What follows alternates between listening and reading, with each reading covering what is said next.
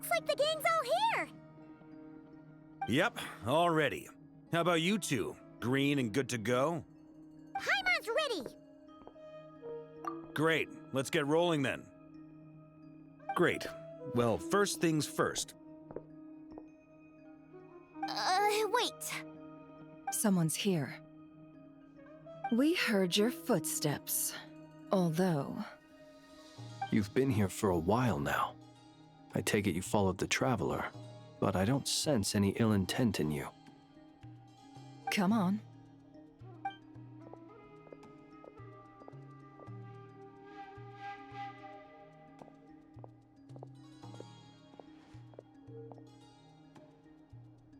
I figured it wouldn't take you long to notice me.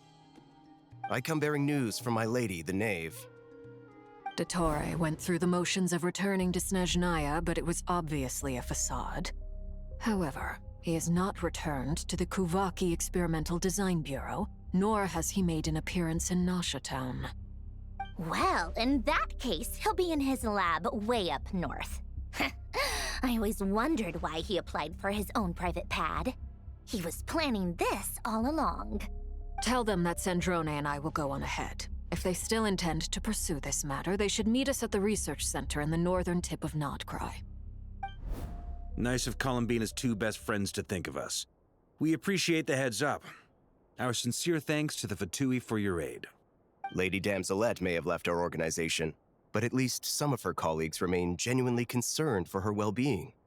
Not to mention that the Doctor's increasingly cryptic conduct gives us great cause for alarm. We have crossed swords many times before, but it's not personal. We're just on different sides. We don't lack humanity.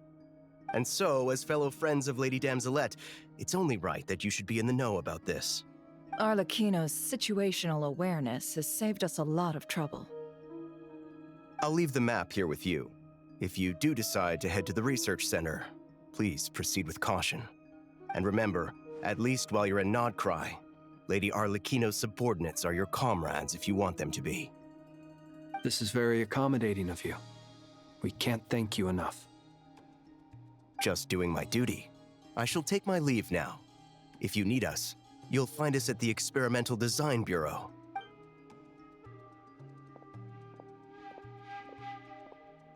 So, the Doctors left the Experimental Design Bureau and headed to some research center up north. Marionette seems to think he's been planning this for a long time. But when did it start? Before he even arrived in Nodcry? It seems his loyalty to the Tsaritsa is lip service at most. Behind the scenes, he may even be working against her. Whatever his motives, we know that he's decisive and incredibly ruthless. Facing him unprepared would be a recipe for disaster. At this stage, it's difficult to predict his next steps. I suggest we split into two groups. We need some people to stay behind and guard Nasha Town. Well, as much as I'd love to help, infiltrating research labs isn't really my area of expertise. But at least take Cool Your Jet's Ducky with you. It should be some help during the battle. And as for Miss Inefa, I suppose you will stay to protect Miss Aino? Detecting operational logic. Protect Aino. Priority. High. Just in case, Servarka, I think it would be best if you stayed behind as well. You can leave the research center to us. I mean, I would have said the Knight of Berea should probably be out on the front line, but okay, fine. Leave Nasha Town to me. Be careful out there, okay? If things get out of hand, fall back right away. Yehoda will be on hand to assist you. In my absence, she can handle any intel gathering work. You got it, boss. You guys make sure to get back here in one piece, all right? We will. Things are moving fast. We'd better head off soon if we hope to keep pace. So, it's infiltrate a secret research facility, or... Yeah, all right. Paimon will help out here instead. Sounds like it's gonna be a pretty intense fight. We all have to bring our A-game here. So, anything you need to wrap up before we leave?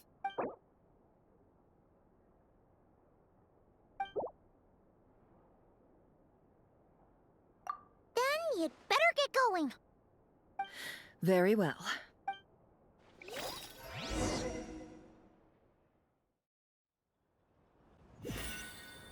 All these broken machines on the ground. Someone got here before us. Could it be Arlecchino and Sandrone?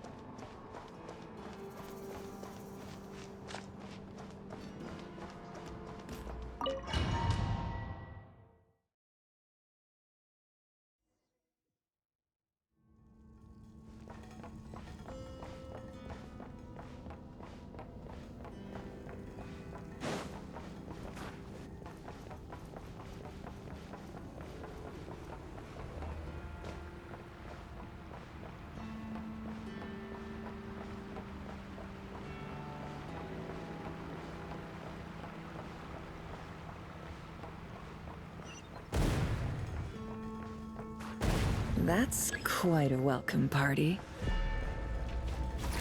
Be silent. Observe. Water jet! Leave this place.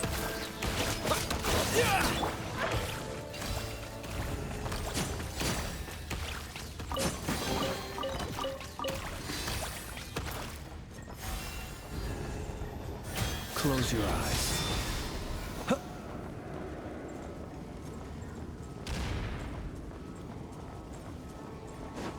Observe.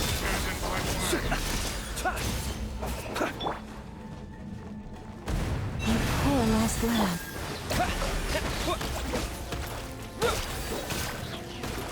Be silent. Close your eyes. Get back! I said get back! Do you hear me? Why isn't it working? No! Don't come any closer! Don't!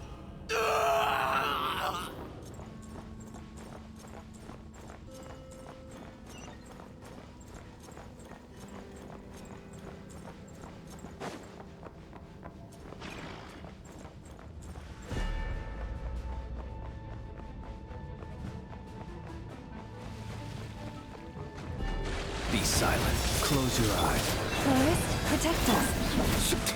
Beware the creatures of the night.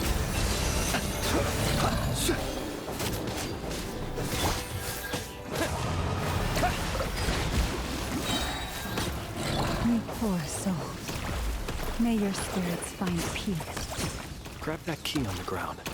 We'll probably need it at some point.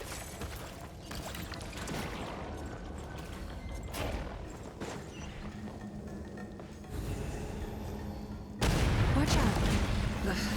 There's no way through. Let's go around.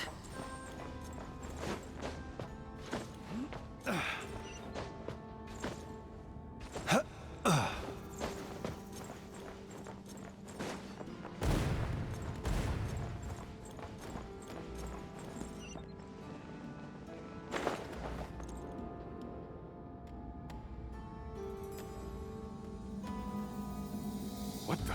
Trespassers? Here? What's wrong with you people? We're looking for the doctor, and we understand he might be here. I see you're fleeing the facility. You looking to settle a score with the doctor? Good luck with that. I don't think you have many chances left. Perhaps. But you might have a chance to live if you start talking. 2 other Harbingers had the same idea as you. They're already inside. But what good is it gonna do? The doctor wouldn't do something like this unprepared. Seems to me that you're not too thrilled about being his subordinate. Also, is it just me, or do I sense monsters nearby? If you'd prefer their company to ours, that can easily be arranged. We need to know what the doctor is up to. Please, if you know anything at all, tell me. This is about more than us versus the doctor. His actions could have consequences for all of Nodcry, and perhaps even your homeland, Snezhnaya.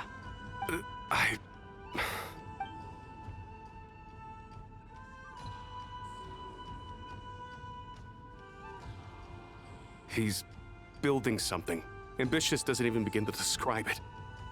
Feels like this could be the big one. God knows how long he's been planning it. A while back, he told us he'd be returning to Snezhnaya. We weren't expecting him back so soon. This time he brought some gemstones with him, or something. 2 of them. The moon marrow spheres. He stole them from their rightful owner, Columbina. Oh, Lady Damselette? Last I heard, she left the Fatui. Before she went, she told us she'd finish what Her Majesty asked of her, and wished to focus on some personal matters. I remember thinking that leaving us might not be the best choice. I mean, I always looked up to the captain the most, and... Back when this all started, the higher-ups dispatched 3 units to Nodcry to execute their plan.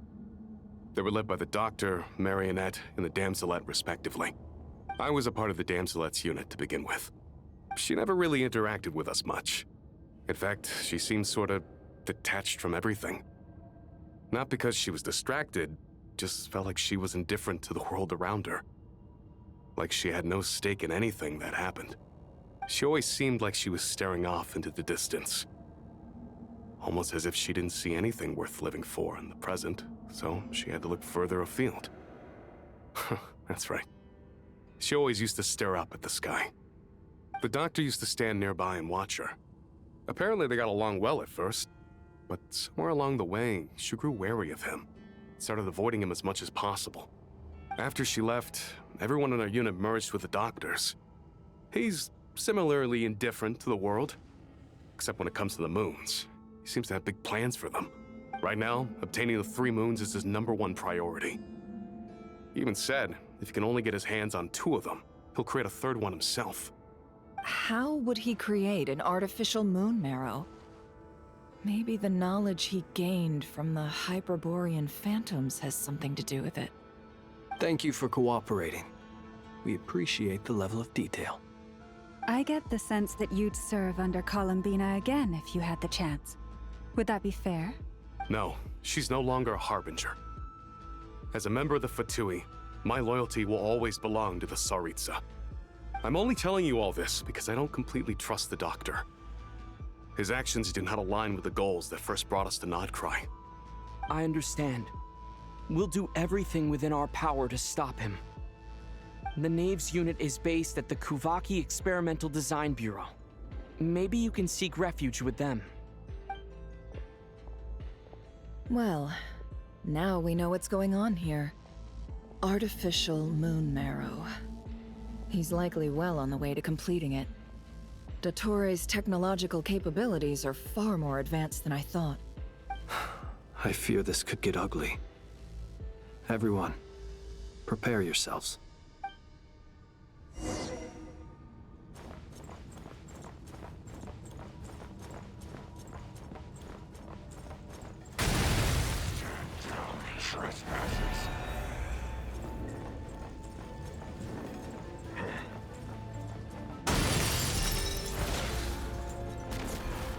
Observe.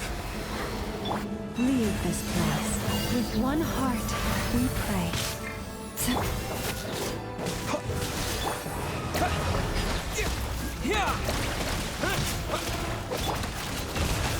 Can't hide the truth. Seek within. Close your eyes. Be silent. Night falls. Observe.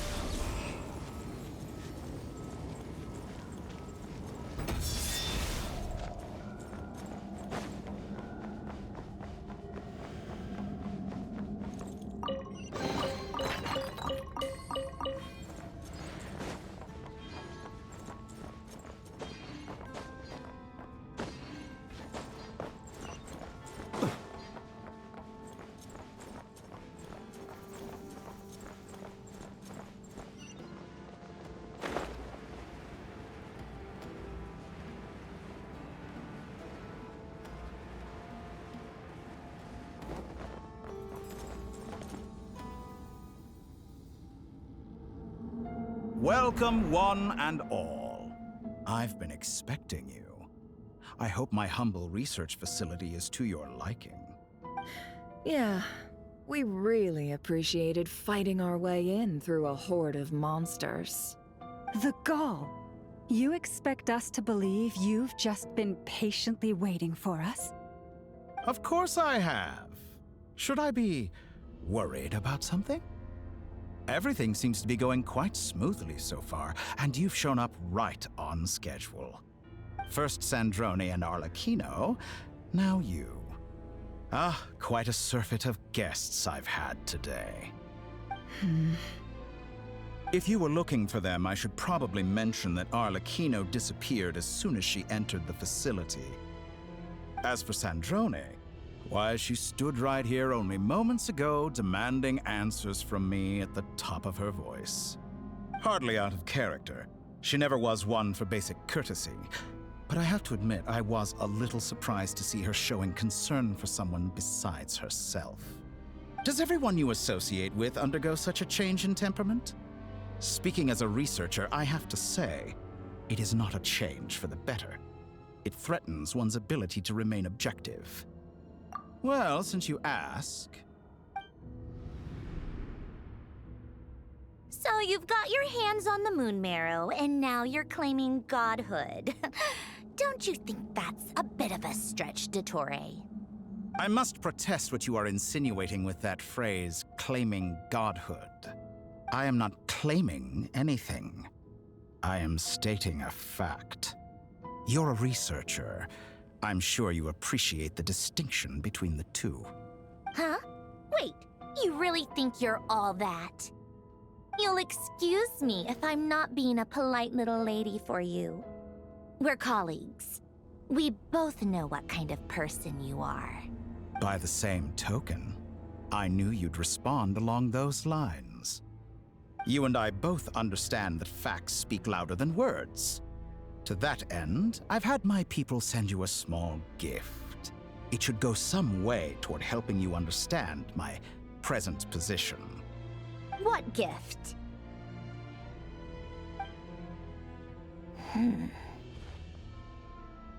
Where have all your troops gone? Who knows? Perhaps they are already marching toward a new world, following in the footsteps of an unknown god. As vulgar and arrogant as you may be, dear Sandrone, I have no intention of taking out my displeasure on your subordinates. They will enjoy equal rights to my own. You sent your people to the Experimental Design Bureau? That's the Tsaritsa's property. Yes, and I am very mindful of Her Majesty's instructions. But you know full well that they do not conflict with my present goals. In which case, all I'm doing is conducting another one of my experiments. Is there a problem with that? Now then, you have a judgment call to make. Am I simply lying to stall you? Or is it possible that every word I am saying is the truth? In which case, your subordinates really are in danger. So now you've turned on fellow Fatui soldiers. You're completely insane. I have set a new rule for myself. Each person gets one chance. Naturally, that includes you, Sandrone. If you wish to leave, I won't stop you. We are colleagues, after all. Scumbag!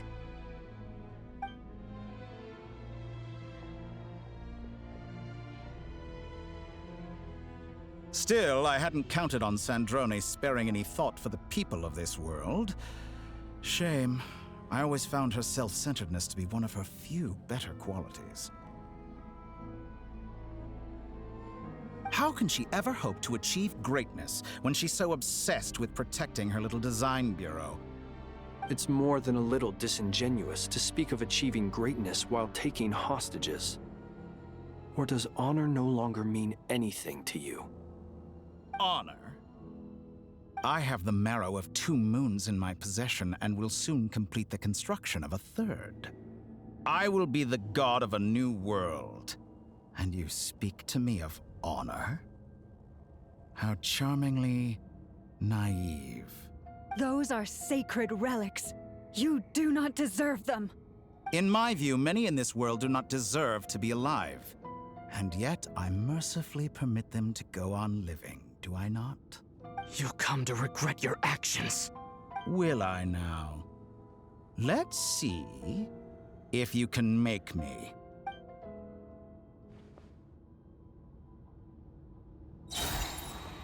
Be silent. Yeah, you poor lost lamb. For the everlasting hope. Go! Wipe out! The night cometh. Observe. Close your eyes. It all adds up. The deception ends here.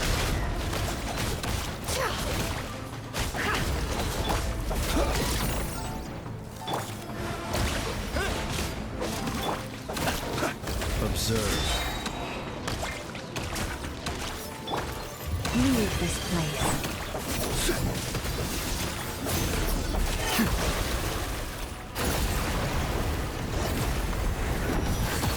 Arlecchino! Thanks for the assistance. Arlecchino. I see you as an ally. What a farce. You're clearly here to destroy my research, not you. I'd say your research is more valuable than your life. Am I wrong? Shatter like a reflection. Is that the best you can do? Cut to dust. Observe. Night falls. Close your eyes.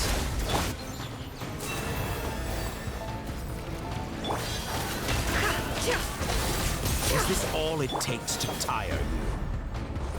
Be silent. Observe. Go! Yeah!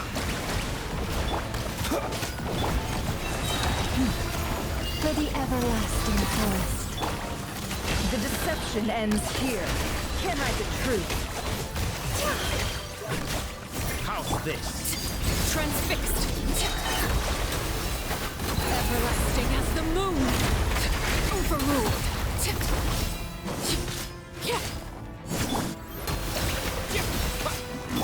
You poor lost lamb. With one heart, we pray. Be silent. Close your eyes. Dottore is too powerful with the artificial moon marrow in his arsenal. Fighting him is futile. Quickly!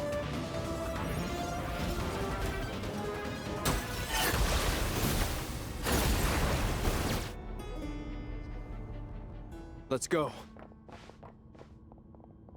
I've always thought it is wiser to flee than surrender.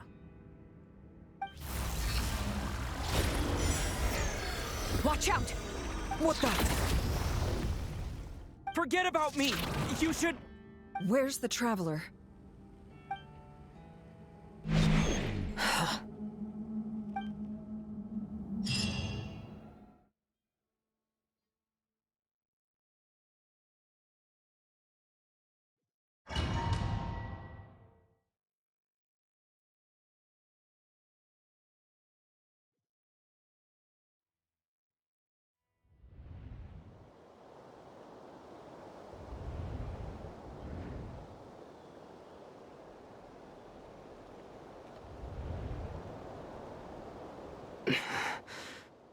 What just happened?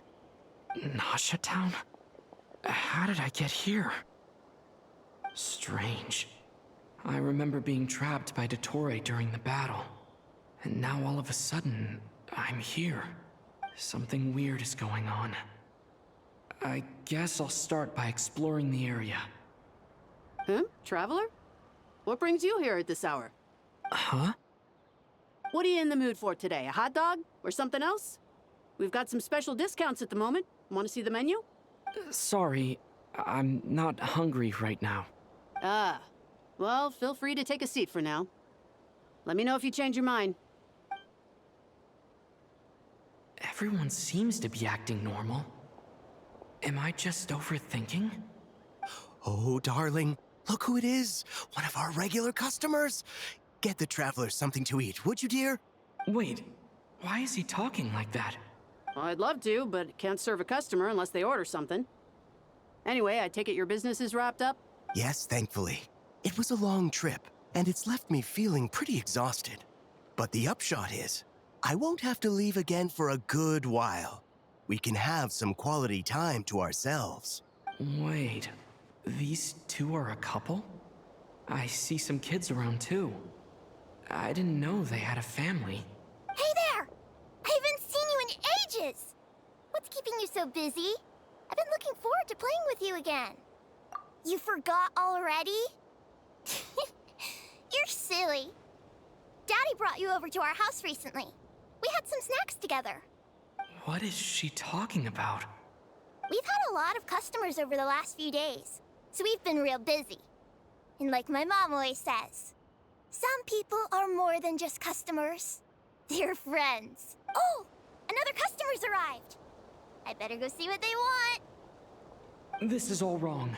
I never once heard the owner of this restaurant talk about their family. It certainly isn't a family-run business. And that child? I don't recognize her at all. Could this be a false memory? Very good. I knew you had it in you. Aren't you going to try the house special? When did he show up? No. None of this is real. You don't seem to like it here. That's fine. We can change venues.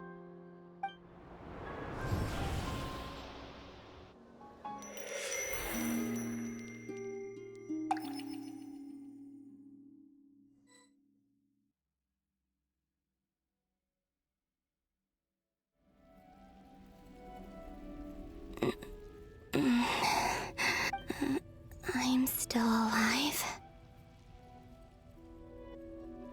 Where is this place? It took all my strength to open the moon gate, and then I leapt into it. So this is the moon's reflection? The mysterious realm beyond the gate?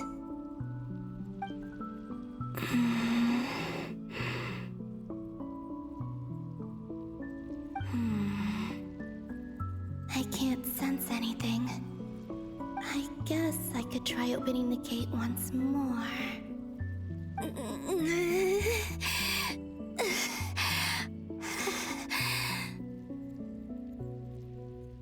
No response. Maybe this space can't be opened from inside.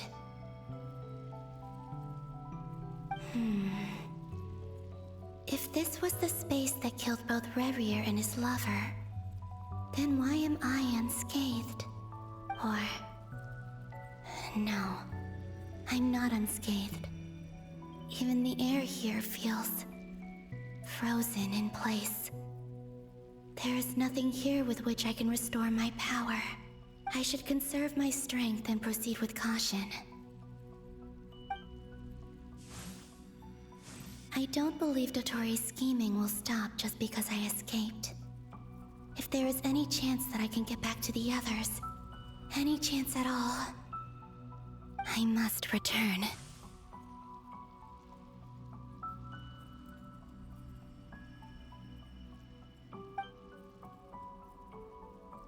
Emptiness, silence. What is this place? Or maybe the real question is, what is it for? What's this? Looks like it responds to my power.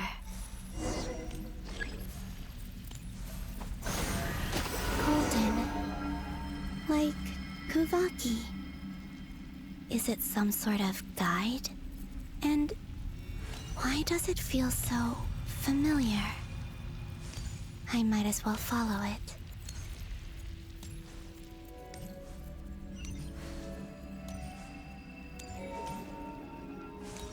Where does this lead? Could it be the exit?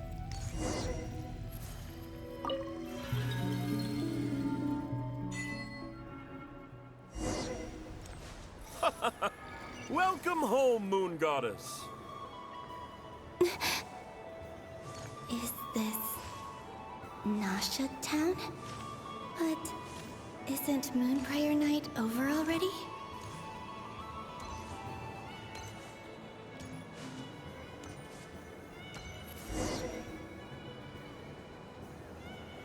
Goodbye for now, Columbina. I hope you have a wonderful night. I will. Everyone else, and me? Are these my memories?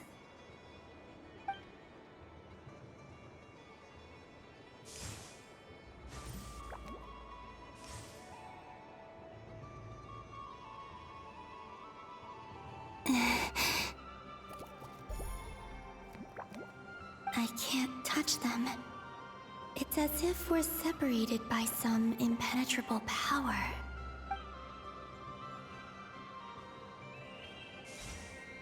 Over here! Over here!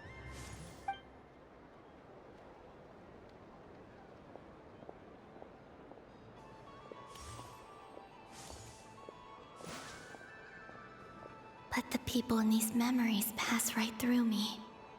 Just like when I disappeared. If only I had known what would come to pass after that. Even so, I should still take a look around. Just being back here, it gives me the strength to keep going.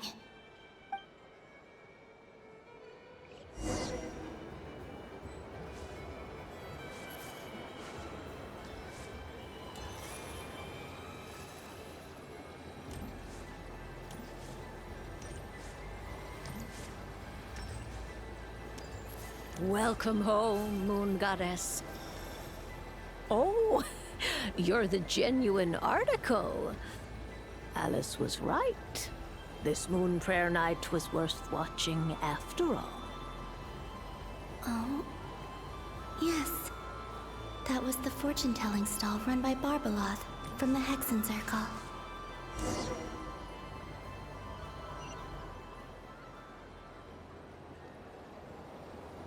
Please, draw the first lunar arcana. This represents destiny and is the foundation for the divination as a whole.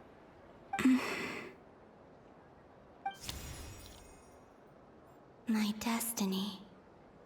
I believe the card I drew was the moon. Now that I think about it, Barbeloth's divination was absolutely right. It's almost time to draw the last card. The one that represents the future.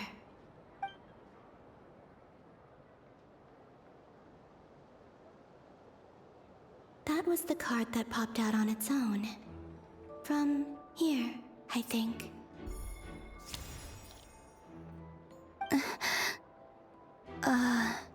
Kuvaki Pulse? What? Fascinating. I've never encountered this before in my role as a diviner. What's going on? Did that card leave the deck? Because of my influence? All I did was try to touch it, and then... Maybe this memory space is not untouchable after all. Are there weak points in the barrier? Or... is it possible that there's more to this space than my memories alone? This card is death. I need to get to the bottom of this. I'll try touching something else. Is this... the wind? No, it's gravity. It's pulling me outwards. No, Traveler!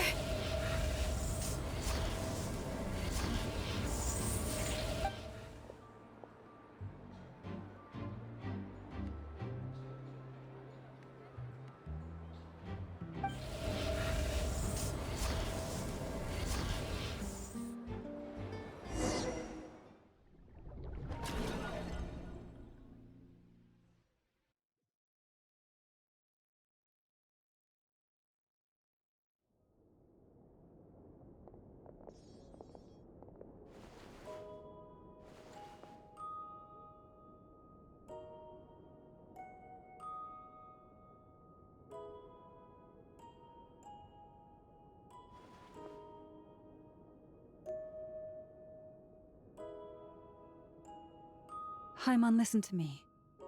From the bottom of our hearts, we are so sorry. We completely understand how you must feel. The Traveler is trapped, and we all feel responsible for it. Don't say that! Paimon's not a little kid! You didn't leave him behind on purpose! There was nothing you could do! But... He's all alone in there! What if something happens to him? What are we gonna do then? We've barely spent any time apart since we met. Is he gonna... die? We must find a way to rescue him. We were all involved in the operation where he was captured, and we do not abandon our comrades. That being said, it won't be easy. Through conversation with the others on our return, we've arrived at a basic idea of what we're up against. Dottore lab has clearly been in operation for a lot longer than we realized. We found many monster samples stored there. In all likelihood, they were materials he used to research his latest technology. We also know that through his contact with the phantoms of Hyperborea, he gained knowledge about the moons and certain Hyperborean technologies. Using this knowledge, he then fashioned an artificial moon marrow to serve as a replacement for the frost moon beyond the sky.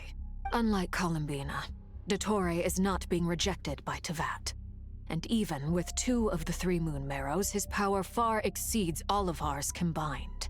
Once his 3rd moon marrow is complete, Dottore will have completely seized the authority of the 3 moons. Tevat's most primordial powers will then be in his grasp. Does that mean...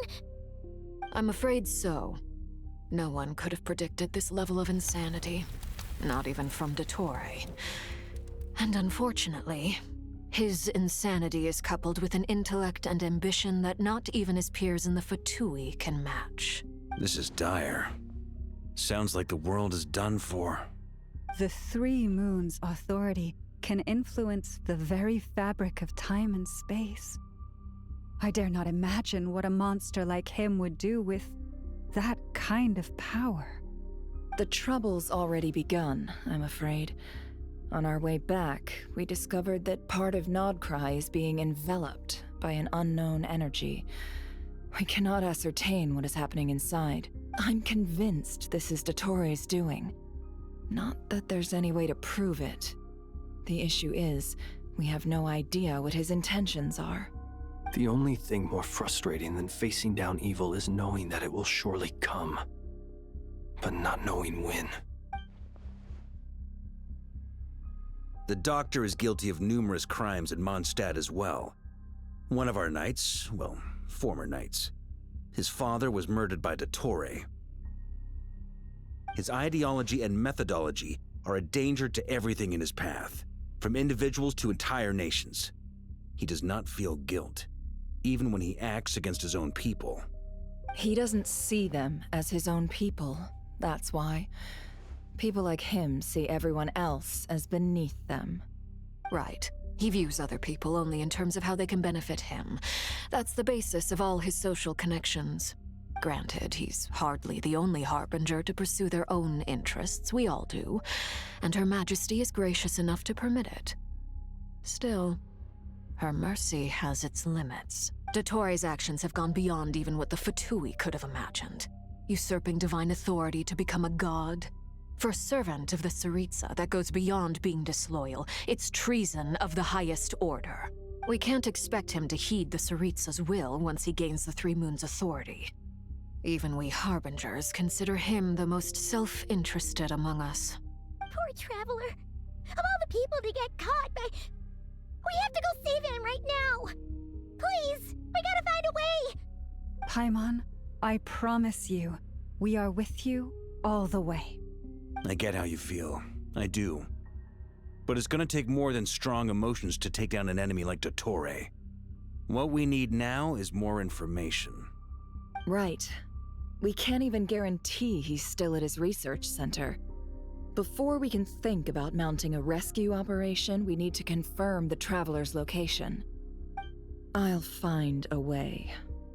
Paimon knows, but... She's so scared. If anything happens to the Traveler...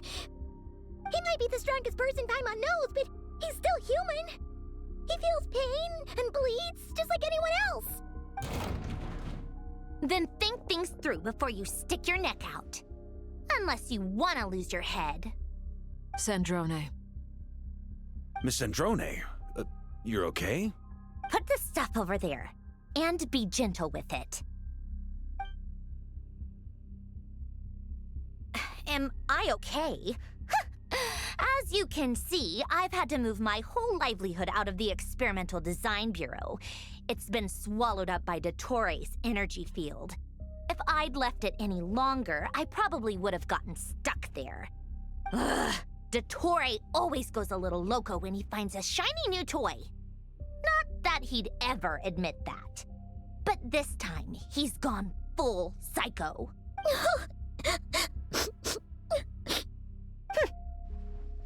Just go ahead and cry already. Sorry. Paimon's not trying to make a scene. It's just... She can't. Oh, Paimon. Let it all out. There's no shame in it. When you're overwhelmed by fear and despair, crying can help get it out of your system. You'll feel better for it. Okay then, while the baby of the group is having a moment, how about the grown-ups get to work? Give me your hand. You've made a discovery? Polonia, scan.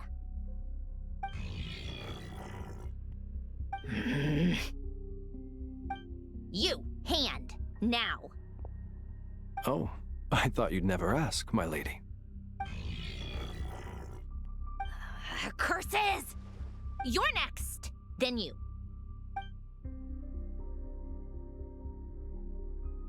Dottore, you son of a... He's done something to us! Everyone who entered his research center has been implanted with some sort of curse. I don't feel anything unusual at the moment. Does that mean it hasn't activated yet? Is there a way to figure out its purpose and what might trigger it? My best guess is Dottore created it using the Moon Goddess's powers. 1 second, analyzing. Ugh! That friggin' maniac! So, what twisted game is he playing this time? The moment I analyzed the energy composition, some encrypted text appeared in my mind's eye. And when I deciphered it according to the Fatui standard encryption protocol, I got the following message. Feel free to run. Or... He's mocking us. Yep, he loves to toy with people. Only in this case, there might be more to it. But I didn't detect any murderous intent or malice either in the message or the curse's energy.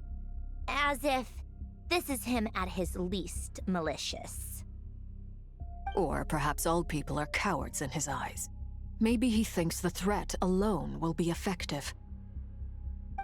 What a despicable person. And he has the Traveler in his grasp.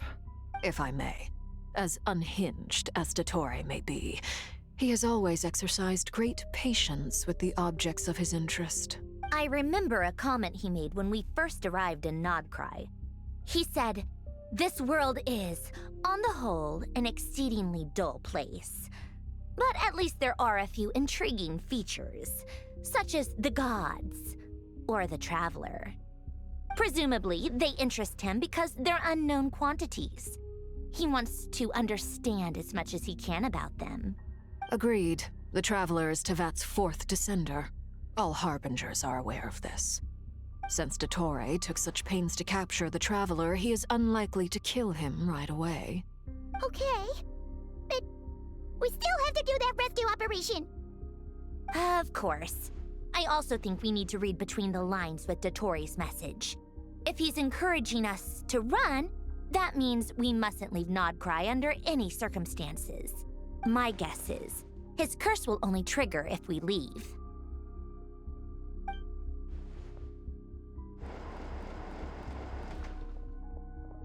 We've discovered multiple energy fields. Albedo is still attempting to analyze their structure. He told me to report back first. Each field is slowly growing, swallowing up more of the surrounding area in the process. And the pace of their expansion has increased since we first examined them. He's probably trying to swallow Nodcry whole. His nefarious ambition knows no bounds. If this continues, the whole of Teyvat will be in trouble, not just Notcry. The loss of Columbina could not have come at a worse time. Do we think she's truly gone for good? She entered the space beyond the Moongate, knowing what became of Rerir and Thelindis. I'm sorry, but I fear the odds aren't good. Don't be ridiculous. If I know her, she's busy finding a way back as we speak just so she can annoy me. She isn't dead. Whatever has become of her, the fact remains that we are two comrades short on the eve of a decisive battle. We need to find out the Traveler's location, but there is also other work to be done. Agreed. Whatever Dottore planning, we have to get the local populace somewhere safe. So, as well as a rescue mission, we have to organize a mass evacuation at the same time. It would be best if someone could approach leaders of neighboring nations and negotiate emergency asylum for Notcry's inhabitants. Can anyone handle that? Snezhnaya is one option. I'll see what I can do. This would be so much easier if the Traveler was here. No! Stop thinking like that, Paimon. Paimon will join you. She's pretty well connected thanks to the Traveler. Maybe it'll come in handy. Either way, that's what the Traveler would do if he was here.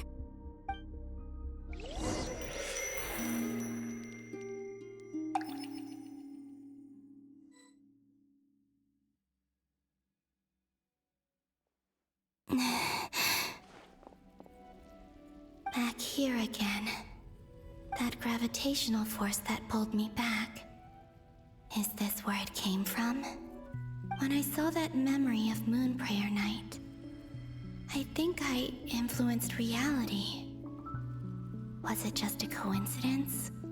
Or if only I could have sent the others some kind of warning on Moonprayer Night. Maybe we could have stopped Dottore. I feel so heavy. Does entering that space consume a lot of energy? Well, even so, I have to keep moving forward. Back to emptiness and silence again. I should try and find my way back inside that memory.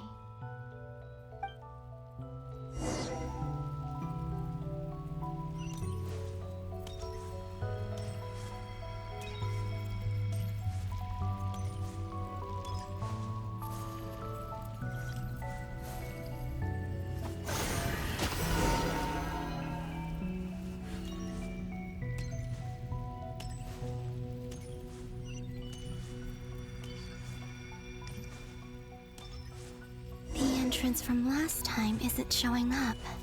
Looks like I need to gather these scattered fragments.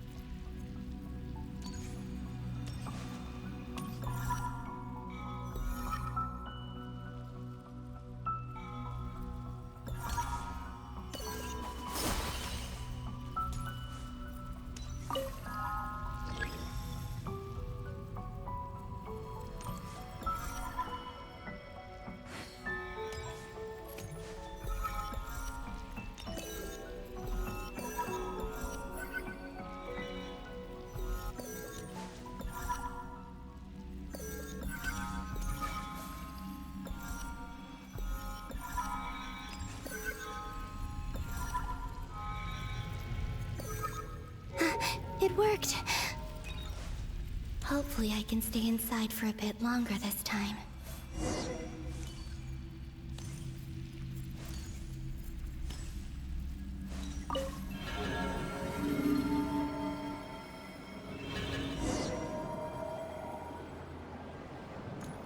Ad Astra Abyssosk. Welcome to the Adventurers Guild. What?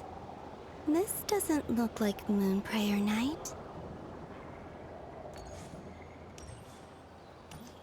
Extra, extra! Latest issue of the Nasha Express! I don't think I've ever been here.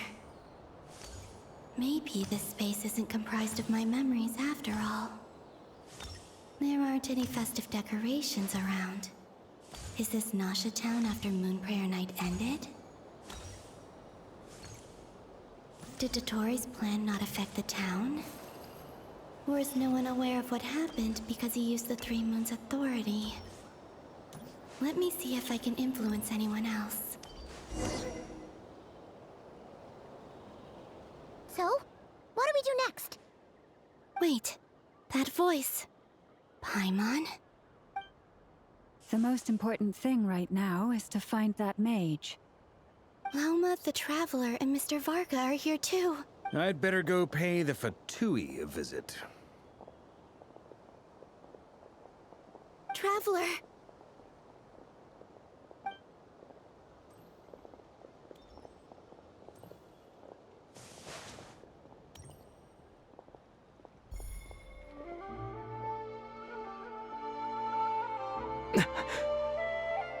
Columbina? I made contact.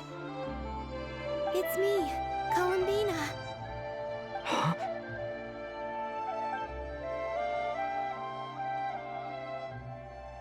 Traveler? Let's go! This is no time to be spacing out!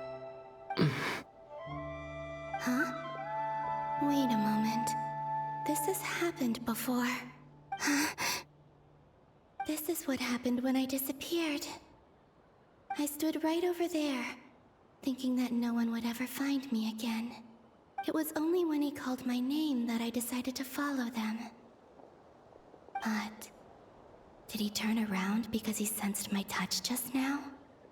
Is it really possible that from in here, I can change the past? If I keep following them, maybe... Huh? It's that gravity again.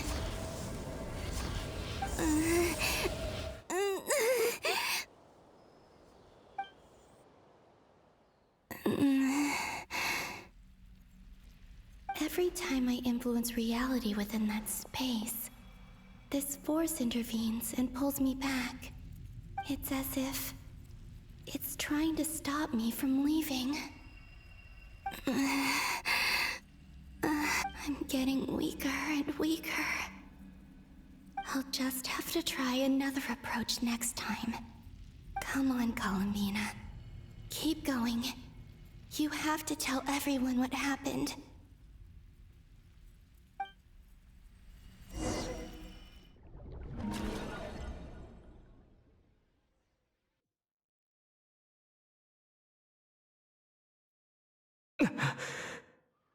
Suddenly, I've been plunged into darkness.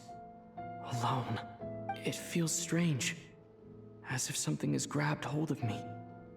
Is Dottore now powerful enough to interfere with space itself? Look at you, standing so still in total silence. I almost didn't recognize you. Hello there, traveler. He seems to be in a good mood. Wait, what's that behind him?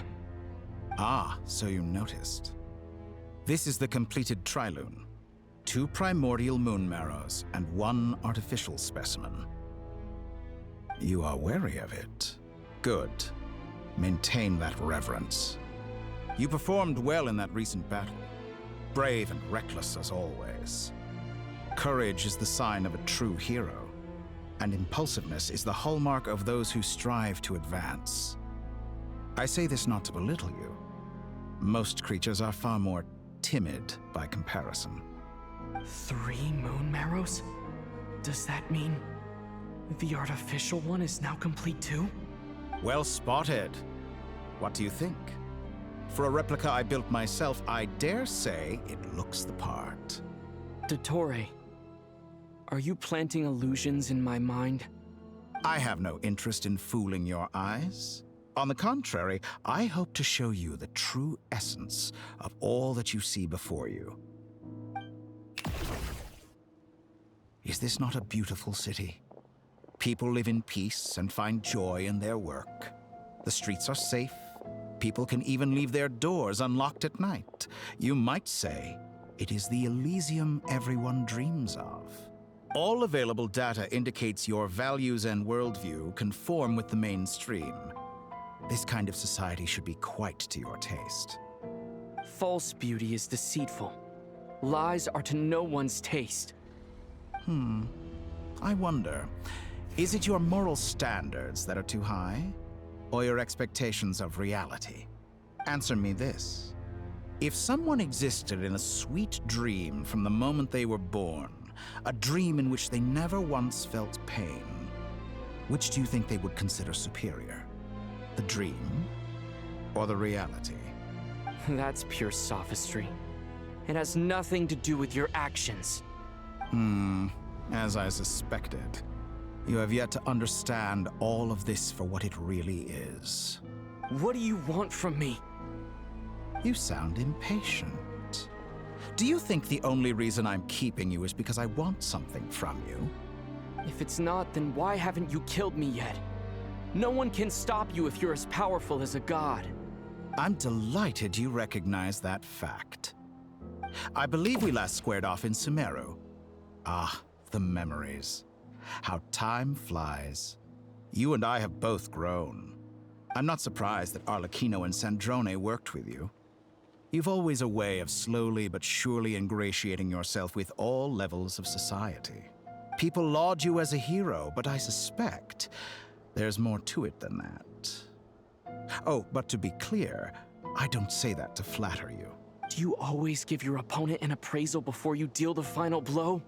Call it a long-time habit. I'm a researcher, and one of my duties is to give an objective assessment of my subjects. But you misunderstand. We are not opponents. Not at this moment. I just want to talk. Think back to Tartaglia, Arlecchino, Capitano, Columbina, and now even Sandrone.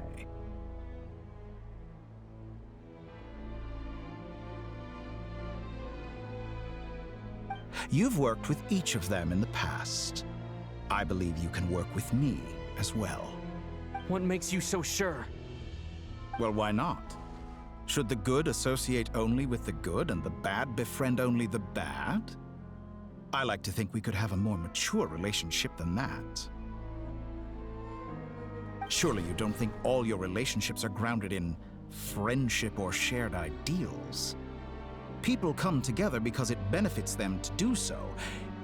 If you think of the people you admire, you must surely admit that they have provided some benefit to you. Morality, ambition, dreams.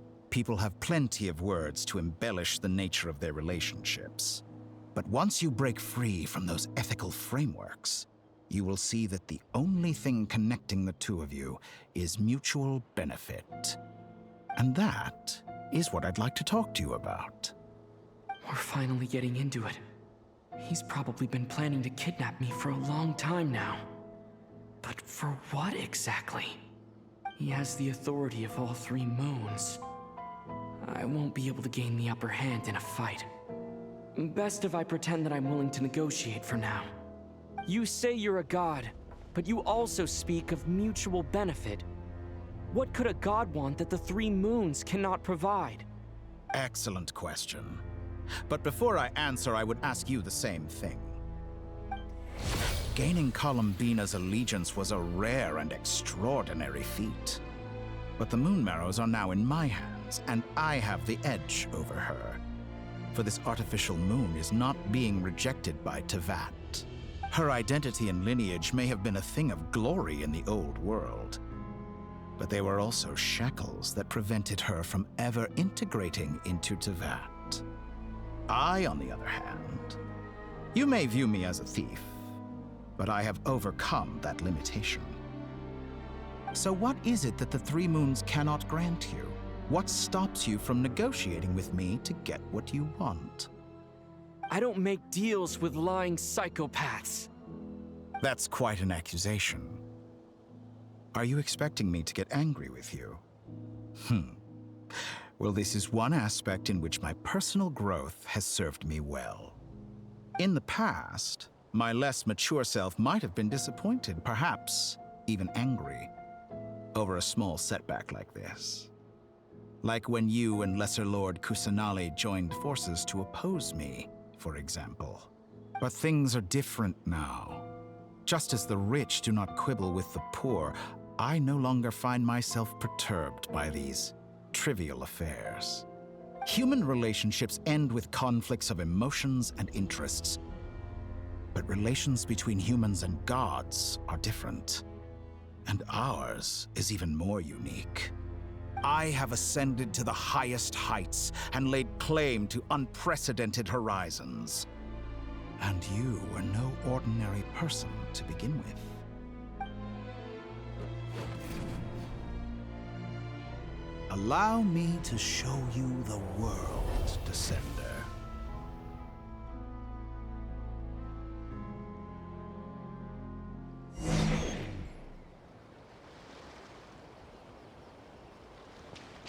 To stand, walk, jump, sit, and lie down. These are the most common of behaviors.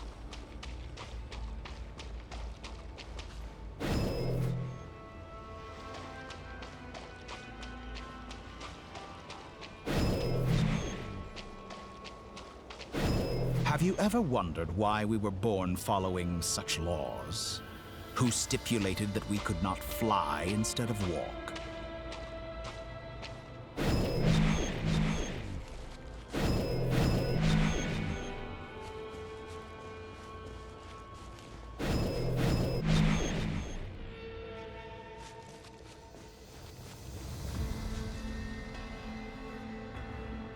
Someone of your talent and experience must surely know of the 4 great rulers who serve the heavenly principles.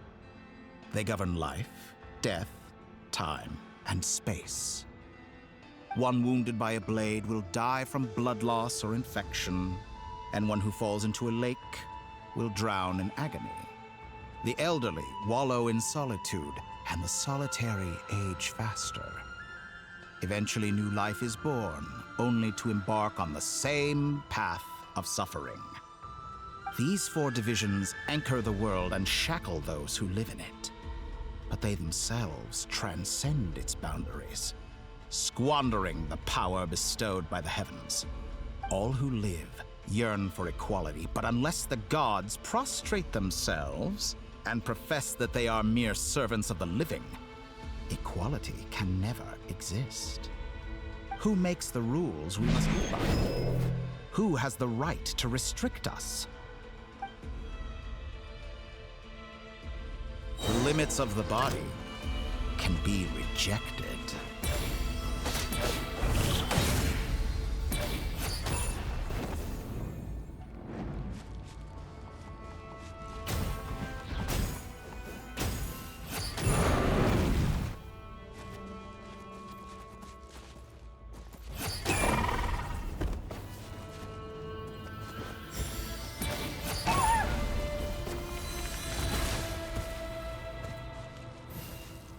How does it feel to be among those with absolute power? You cannot conceive the extent to which your flesh hinders your mind and spirit.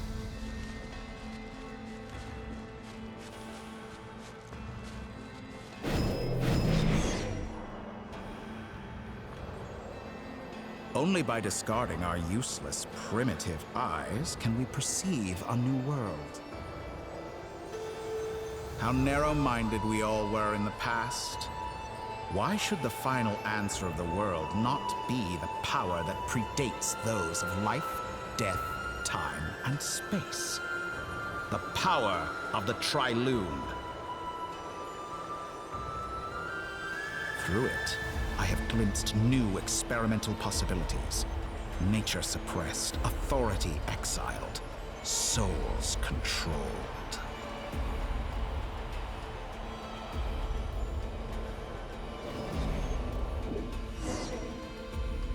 You know, I heard recently that a group of critics reviewed countless stories and drew an interesting conclusion.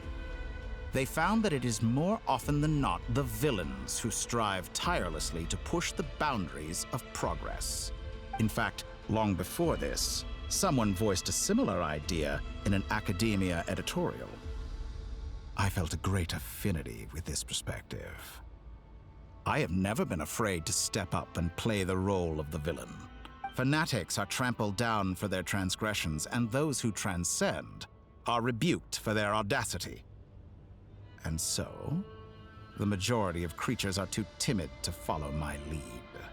But all sacrifices made during my experiments have been worthwhile, as you can now see. I can offer you something new, something unique, precisely because I am a villain. Think about it. We are eternally bound through mutual interest. Can you truly say you would never turn to malice if it could give you the life you dream of? After all, what value do perfection and purity really have?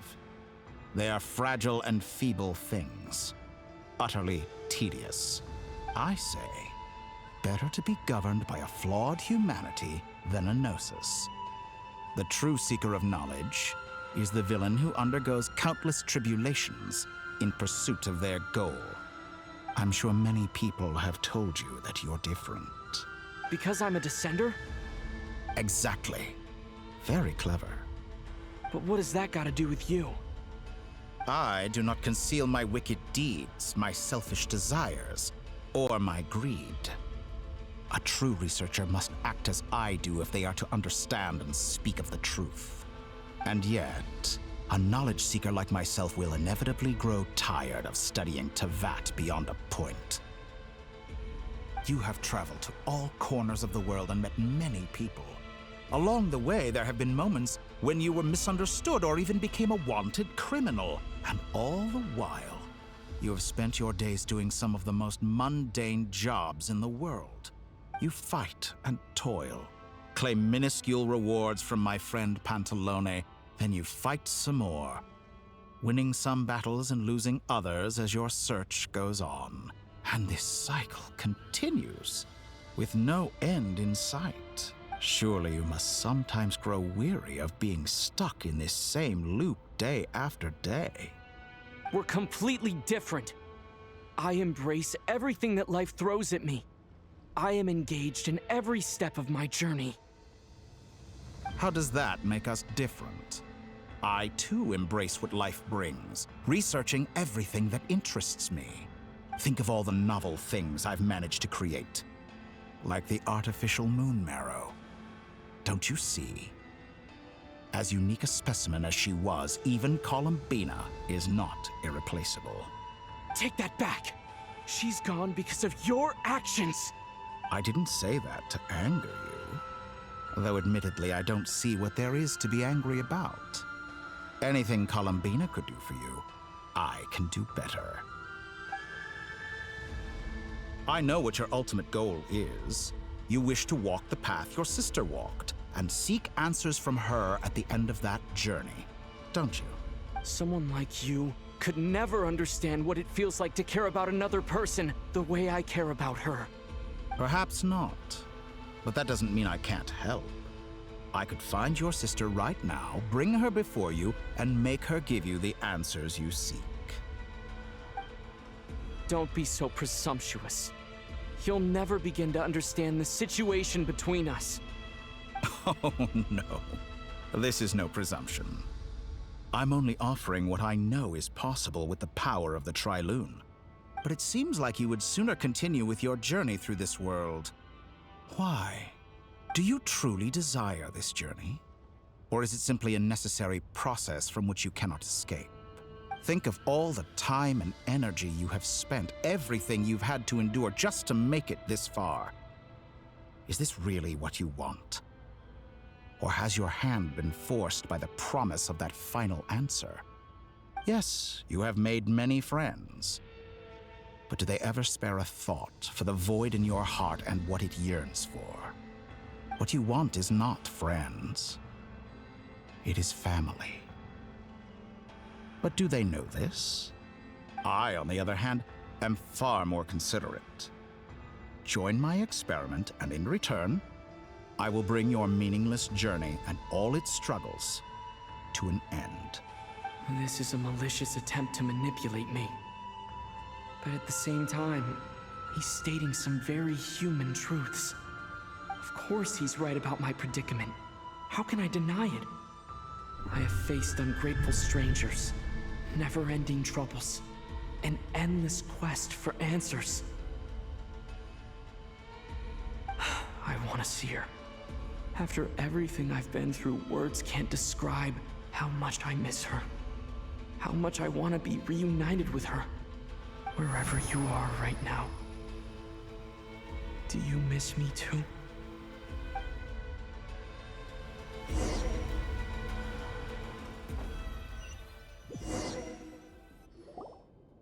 All right, everyone. Our next mission is clear. We need to contact all the major organizations, explain the situation to the public, and then begin the evacuation. The residents of Notcry are quite dispersed. The two most populated areas are the Southern Isles and Pyramida. Miss Lauma, I will leave Hisi Island and Nasha Town in your hands. I will liaise with the Fatui and Pyramida. Agreed. We will reach out to Natlan and Snezhnaya. Anyone found north of the Experimental Design Bureau should follow the Fatui to Snezhnaya. As for those dwelling south of that line, I will ask the Voynich Guild to help persuade them to leave. Then I, Mr. Varka, and the Frostmoon Scions will escort them to Natlan. The Voynich Guild has dealings with the Curatorium of Secrets. I will send them a letter vouching for your credibility. Yehoda, you should help Lauma. This is too big of a task for one person. My wish has come true. You're willingly lending me your most capable employee for the day. Well, good for you if all this only takes a day. Of course, if it takes any longer, I'll be charging a fee.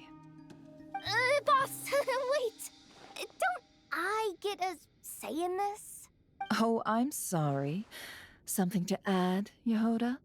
Well, no one's more important to me than you, boss. And remember how Lauma healed your eyes after that big battle?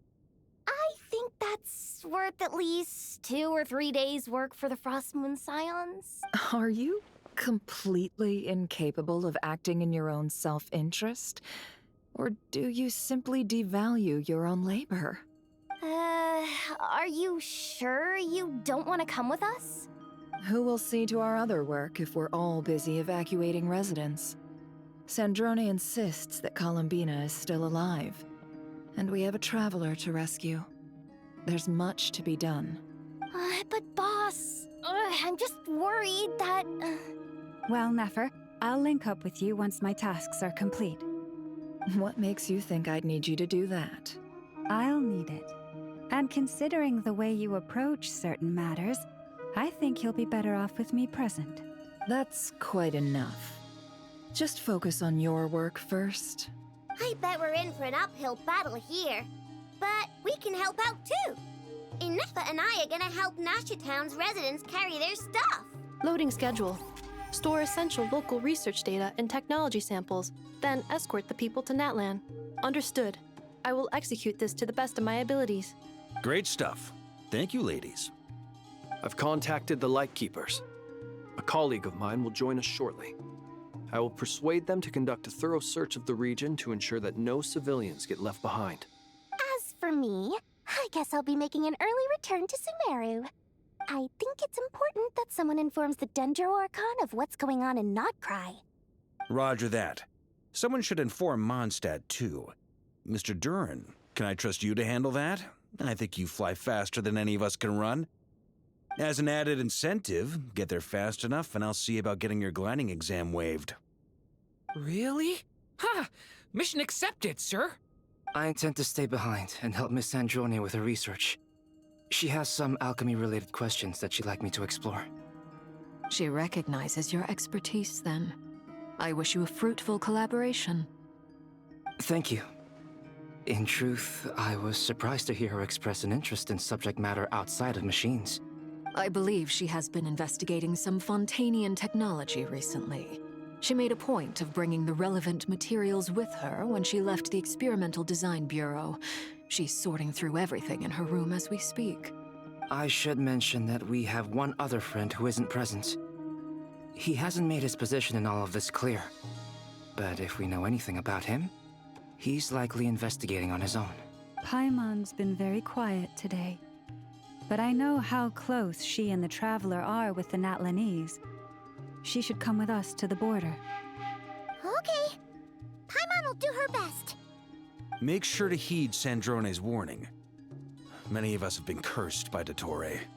As such, under no circumstances should anyone cross national borders.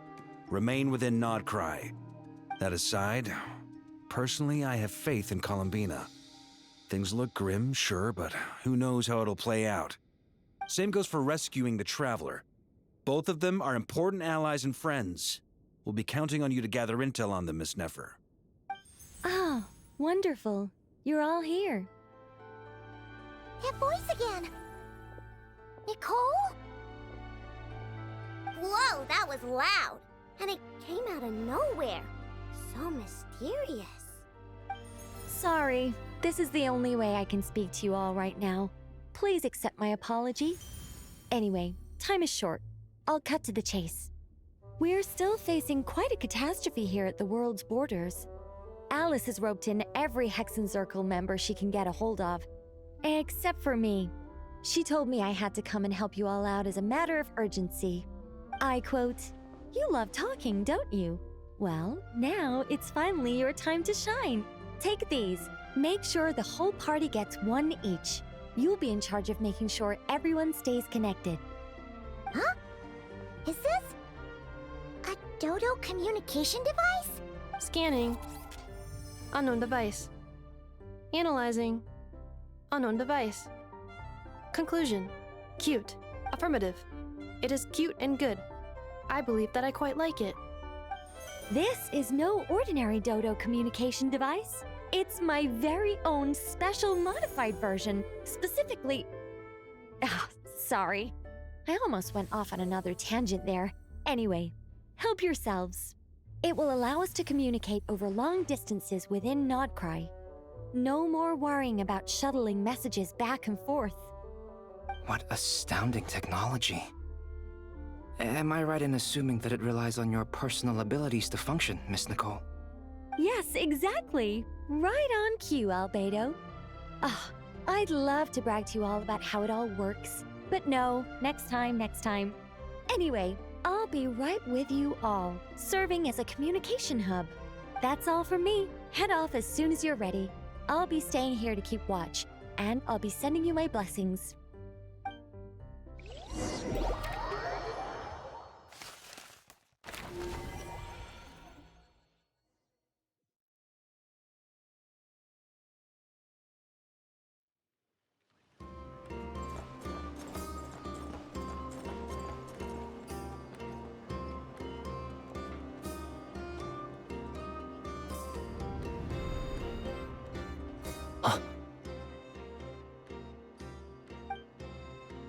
Sir Flint. Perfect timing. I just arrived myself. You are most considerate, Master Ilua. But in fact, I know you have been sitting here for quite some time. If you saw me, why didn't you say something? I was curious to see how long you could sit still for. Also, shouldn't you have managed to sense me approaching? That would be a first. You always seem to appear out of thin air without making a peep. Also, how many times do I have to tell you not to address me as master? I don't qualify. I beg to differ. Why should a young man so well versed in social graces as yourself not be worthy of that title? Please, Lord Flint's... Sir Flint's. I'm begging you, don't flatter me into complacency like you do with everyone else. You understand me better than most. My newest acquaintances tell me I love complimenting others. What do you think? I think they don't understand why you do it. You just love puffing people up till they're a big, happy ball of hot air that floats away into the sky. In all sincerity, I can only hope that they bring good tidings when they come back down to Earth. Is the situation that bad? We just held a strategy meeting. Let me fill you in.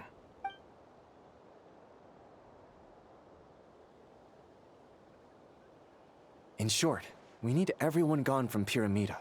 We also need a team of Lightkeepers to scour the more remote regions of Nodcry for civilians to evacuate. I only hope we have enough personnel. We do. Old Man Nikita will definitely help. And we can recall anyone out on patrol to focus on this instead. Good. I'm sure you and the others will make short work of this. Now, don't forget. Once you've completed this task, make sure you and the rest of the team evacuate to either Snezhnaya or Natlan as well. Flint? If you've got something to say, Master Ilua, why not guess what I'm thinking right now? You mentioned that you have something else to deal with later.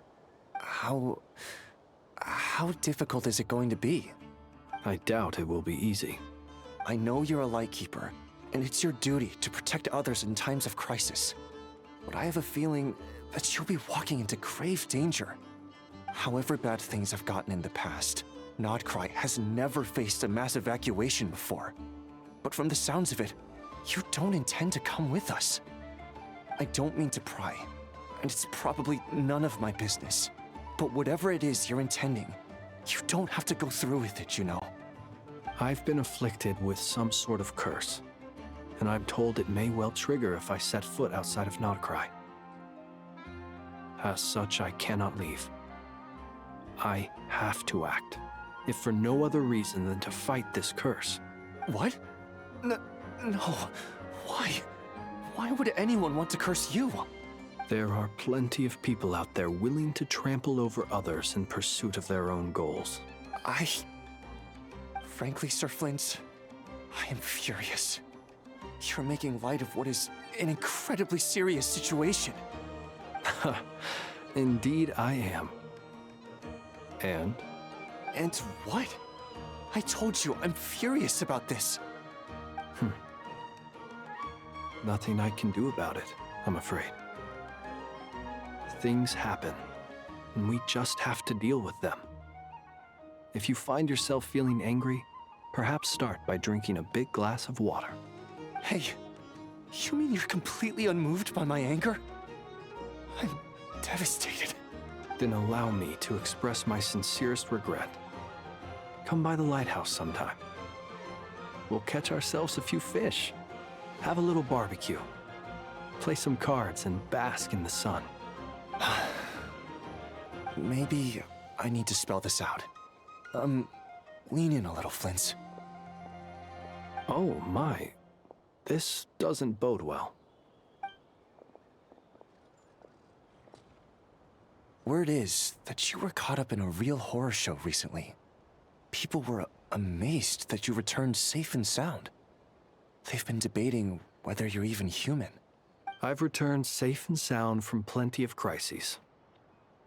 When you say people, do you mean other people? Or do you just mean you? Fine. I'll be frank. You're not human, are you? Heavens. Now that's a horrifying thought. You know what? Forget it. We'll revisit this once it's all over. A sound plan. Albeit a little ominous sounding. Just promise me you'll come back in one piece, all right? For you, Master Ilua. How could I refuse? Also, please pass my regards on to our colleagues. Tell them, thank you all for your assistance. Please put safety first as you proceed with the operation.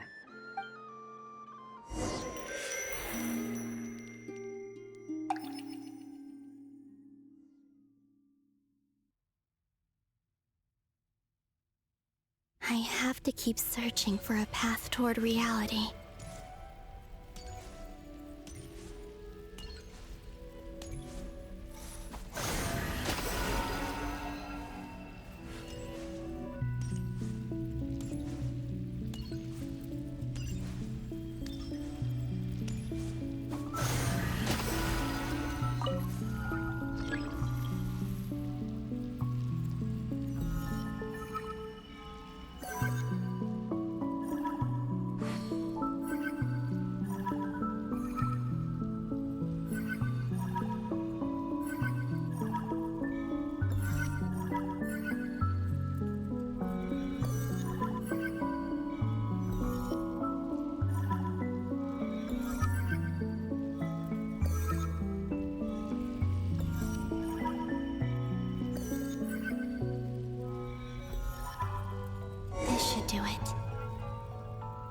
2 times I tried to influence reality in this space, it consumed a lot of Kuvaki. I'll try and be more careful this time.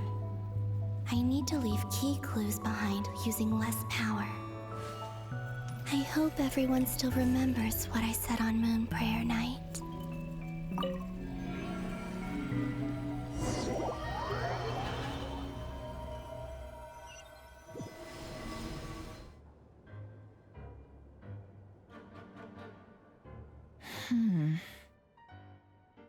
Nothing here either. Flints? Ah, Miss Nefer. What are you doing here? Unless... I just spoke with Itlua about arrangements for the search and came for a walk nearby. As for you, why would... It appears we think along similar lines. And neither of us likes to accept things at face value. As well as figuring out how to gather intel on the Traveler, I wanted to confirm some of my own suspicions.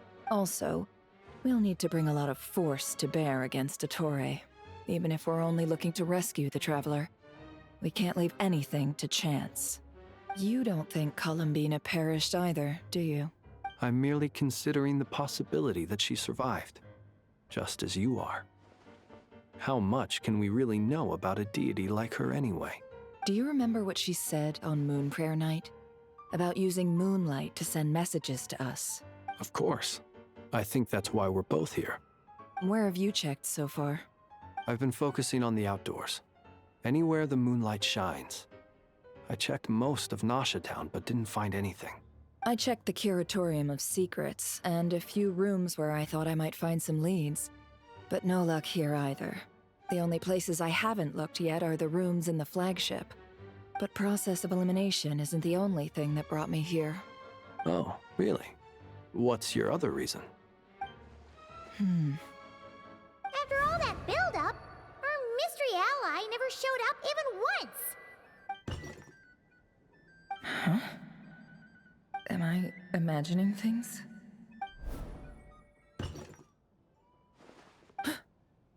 Come on, let's see what's going on.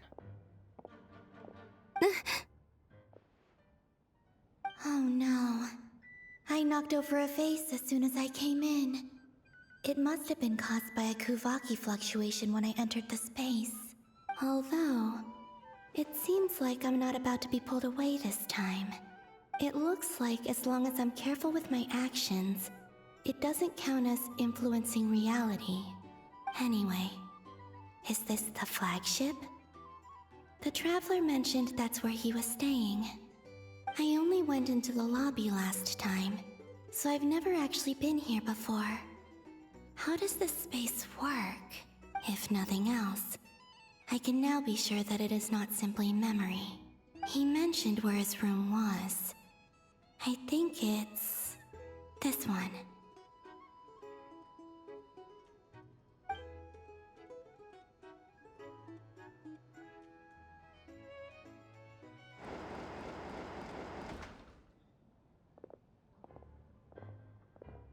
The door is closed. But if this is anything like when I disappeared, then maybe...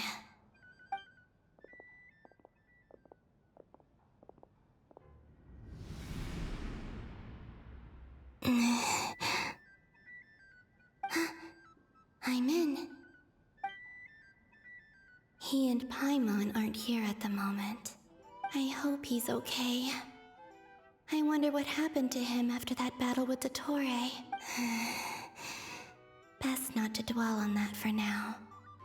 I need to try and leave them some clues. Please, Traveler. I really hope you find this.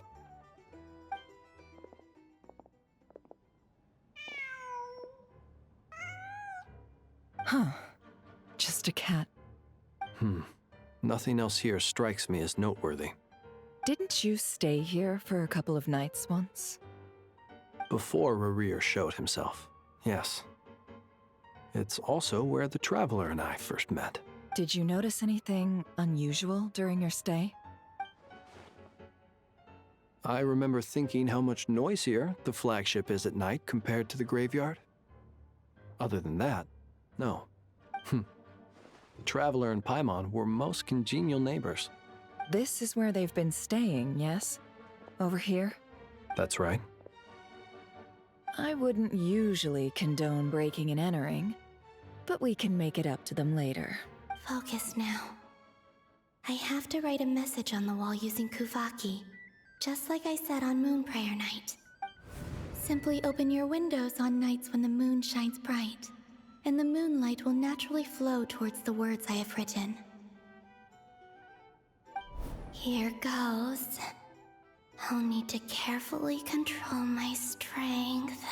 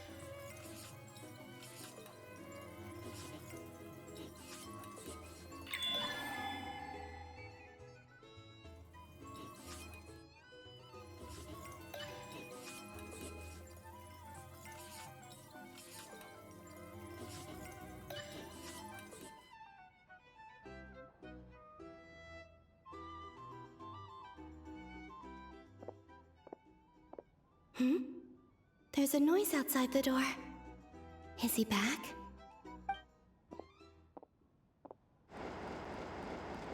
Please, you have to see these words.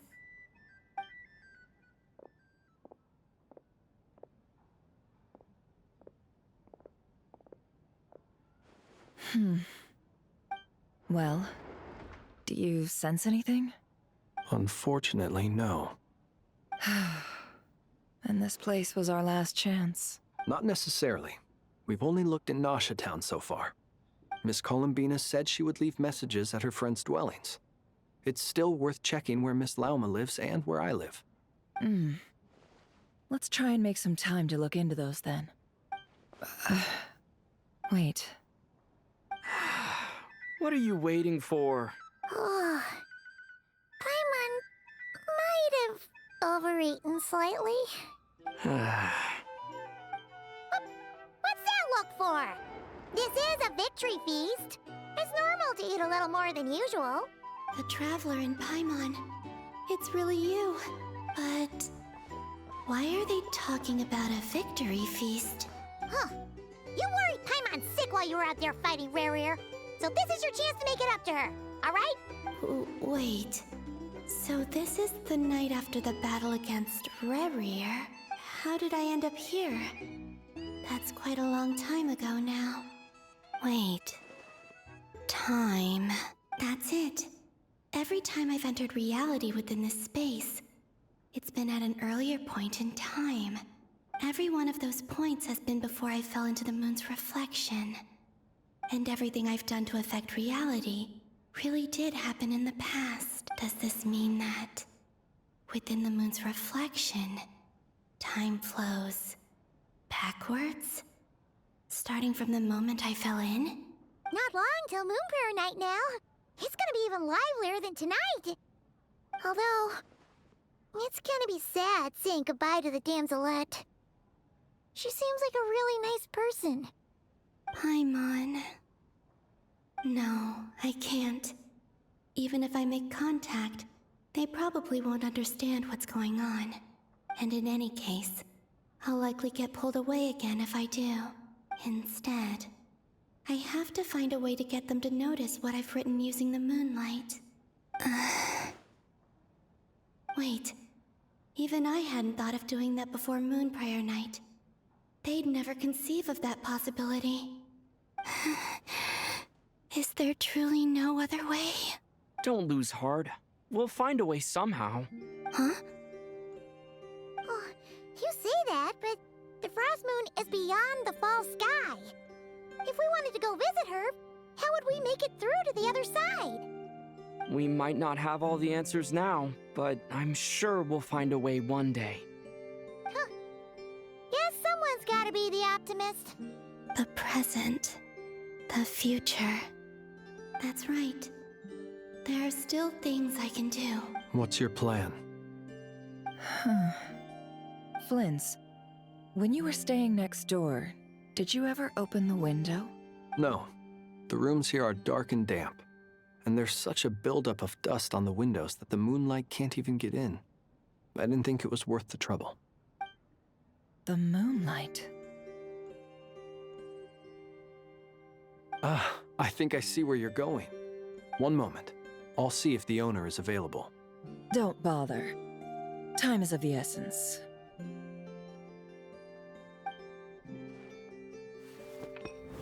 Time. Even if no one sees what I've written at this moment, maybe someone will remember what I said after Moon Prayer Night. I need to write down as much information as I can. And maybe one day... Huh? What's up with you? You can't even hold your cup steady. Are you getting tired? A little. Well, you should probably hit the hay then. You've had a really tough couple of days for you.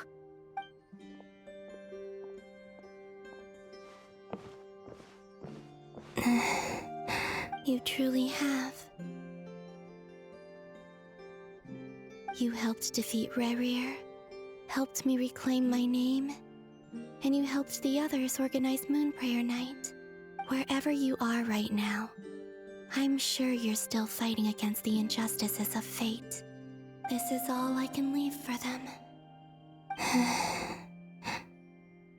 How I wish I could stay here, but it's time for me to go.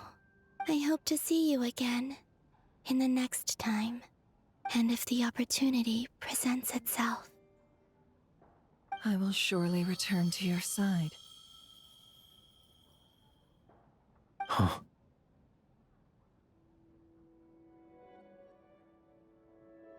Columbina.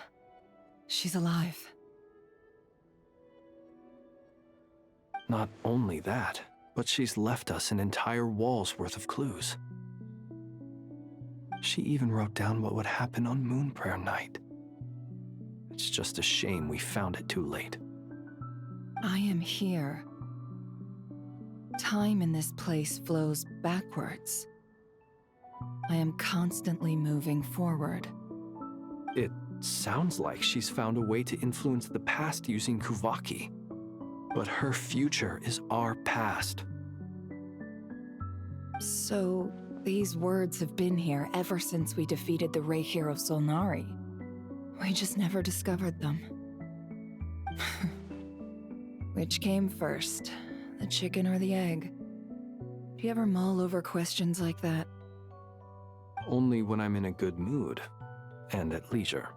Well, I never do. Everything that has happened already belongs to the realm of fact. As a business person, and especially an intel broker, what I do is extrapolate from those facts to try and read the future. An admirable philosophy. It's a means of survival. Let's go.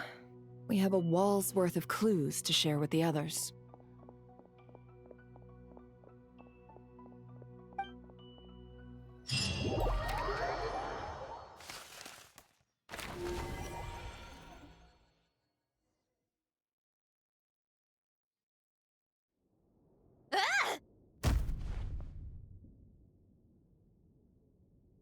It appears that the doctor's energy signature has changed to something similar to Kuvaki, but not like the Kuvaki we're used to. Nodcry's Kuvaki devices will only have a limited effect on it. I can see why you've chosen to place your hopes in alchemy instead. Also, I must say these books are rather profound. My subordinates just shipped them in from Fontaine. Some of them are from the Narcissenkreuz Ordo. Some are incident reports from Petrichor, and then there's a few test reports for these junk machines. Additionally, after some further scanning, I've discovered something extremely annoying. What's that? Teyvat's skies contain multiple moons. A long time ago, when I did my first scan, I detected 3, just as the legends say. But when I checked again just now, I detected 4 moons. So there's one extra? Yeah. Originally, I thought that if I could still find 3 moons, that would at least mean Columbina's still alive. But then it occurred to me that apart from the frost moon, Teyvat's moons are just husks. And husks surely shouldn't show up in the scan, since they're not alive. It's weird, isn't it? If we can't even distinguish between a dead and a living moon, how are we supposed to know whether a moon goddess is still alive? Or does this mean that the moon marrows are equivalent to the moons themselves? It's certainly possible. In which case, the 4th moon you detected may be Dottore artificial creation. So he wasn't bluffing. He really built his own moon marrow. Ugh! I'm so mad right now! It's easy to get overwhelmed when you have too much on your plate. Maybe you need to relax. Perhaps try going for a walk. Or simply take a few deep breaths. Nothing can calm me down at a time like this. I need more time, and I need progress.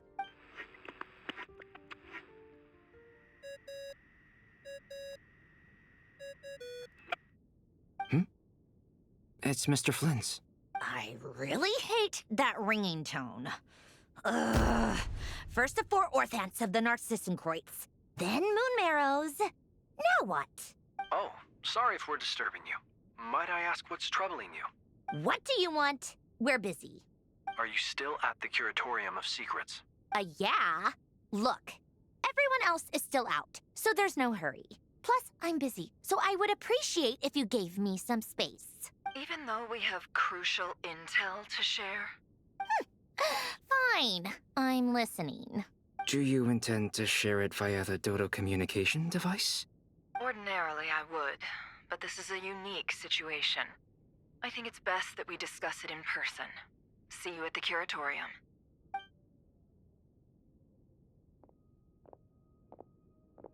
All right, then. So, what's the situation? The rest of the team is still out working on their missions and evacuations, but we've decided to fill you in on the most crucial information first. Sandrone, you were right. Columbina is most likely still alive. That's the best news we've received in a while. By a long way.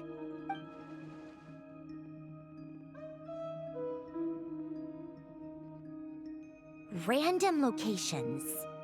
Appearing in reverse order? Are you serious? So not dying isn't enough for the moon goddess, huh? She has to show off too.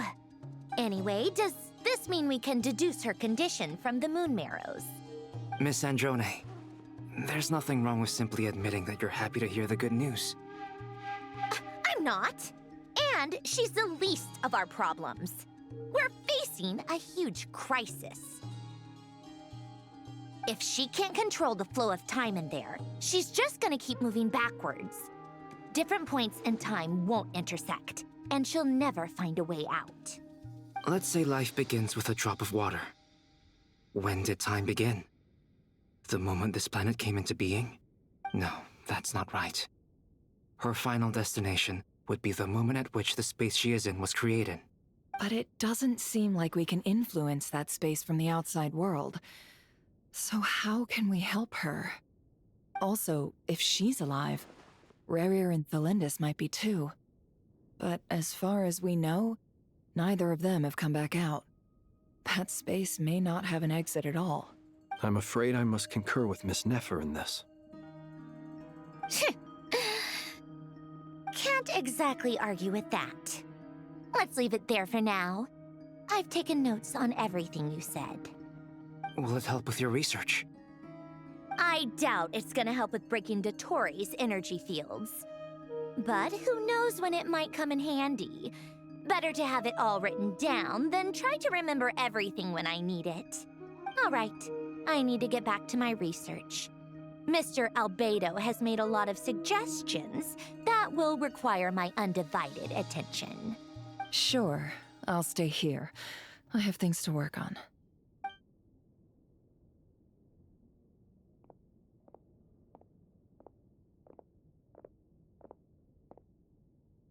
Paimon, are you there? Oh, right. She went with Varka to Natlan, didn't she? Good thing we've moved her and the Traveler's luggage in here. Speaking of the Traveler, where could they be?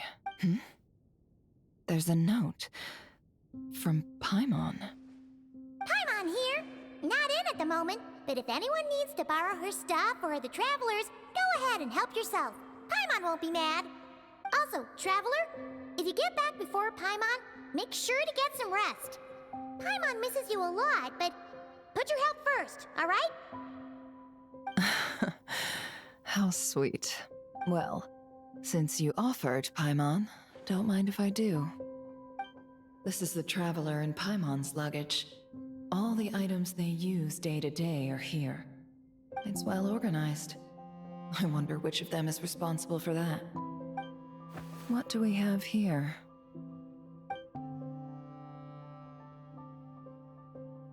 The camera captured a special moment that can only occur between people who are close to one another.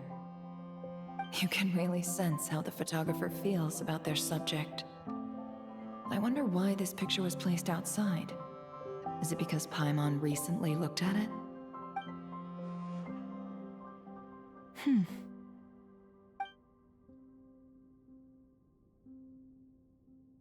This must belong to the Traveler. Perfect. I'll use this. Hang in there. We'll find you.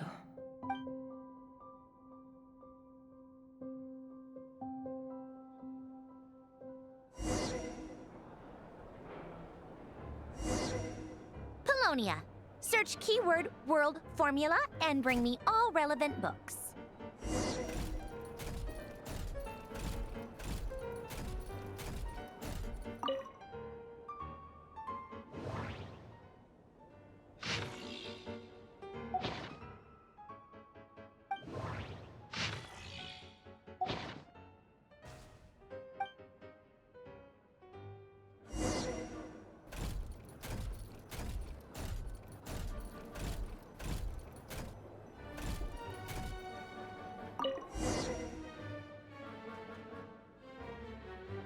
Let's see. This one is Ontonki's sermon dictation concerning the apocalypse. I believe that the correct term for this is Fortuna. This was an ancient Romorian technology, a wisdom unparalleled. I never imagined that Romorian ideas would be so similar to the diagram I have named, the world formula. This is strong evidence that human civilization should gradually shed possibilities as it continues to explore and evolve. The end of humankind may well be upon us right now. The sparks of civilization shall run out, unless we consider introducing variables from outside the system. Variables. Surely that can only mean one thing. Descenders? Dottore likely captured the Traveler because of his descender status. But the Three Moons' authority comes from the world itself. Why would Dottore need anything beyond that? Where does this variable factor in? The world formula calculates the fate of an entire world. Introducing a variable would therefore give us...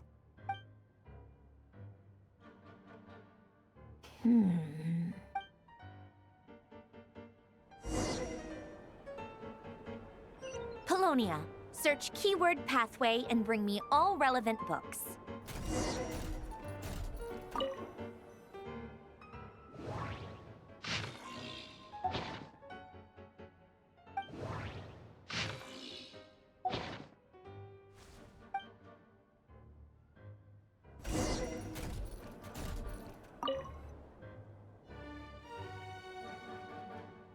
Otonki Sermon Dictation. Explications on the Chemical Marriage. These titles are pretty esoteric. Observe and compute the pathway displayed in the guidance diagram. Deconstructing and reversing its effects could generate potential ideas. So, it's one of Renee's draft lectures. Deconstructing the pathway. I suppose that could lead to a breakthrough.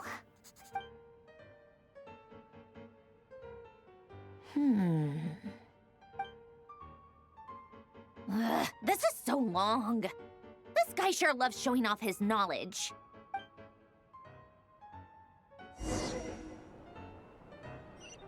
Polonia. Search keyword tree model and bring me all relevant books.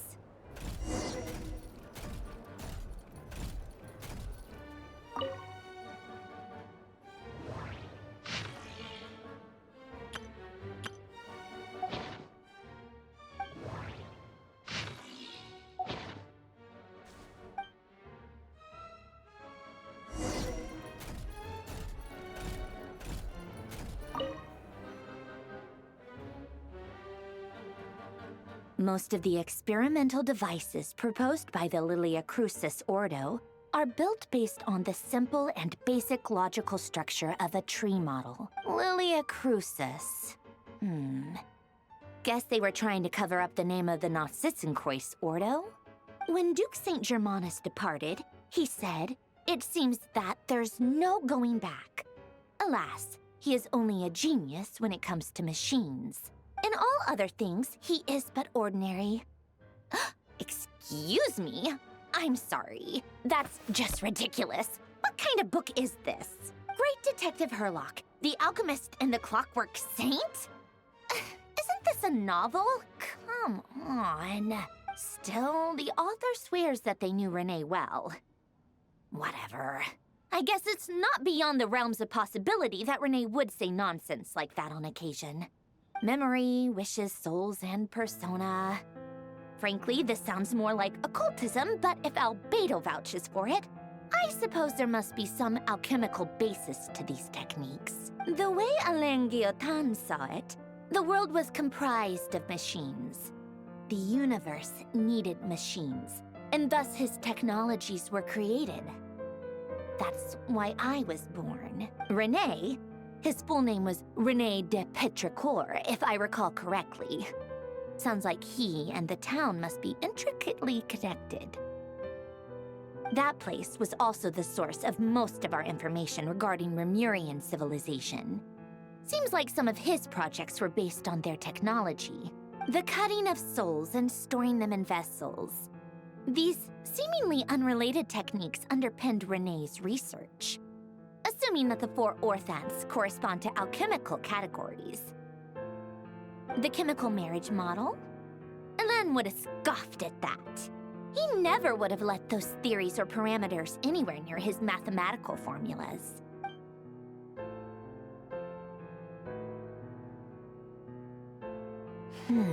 What was Alain's view on Renee? I know he mentioned the name, albeit very rarely. Now I remember. Alain's old notes are here too. They mentioned Renee once.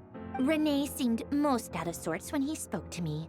A lack of sweet foods has dulled his mind, I should think. Either way, his words are not to be believed. Yep, that sounds like Alain. My subordinates actually did a half-decent job digging out all these materials. Makes a change. Good for them. Some of Alain's old files are completely consistent with these records. He must have gotten them from the Tower of Gestalt.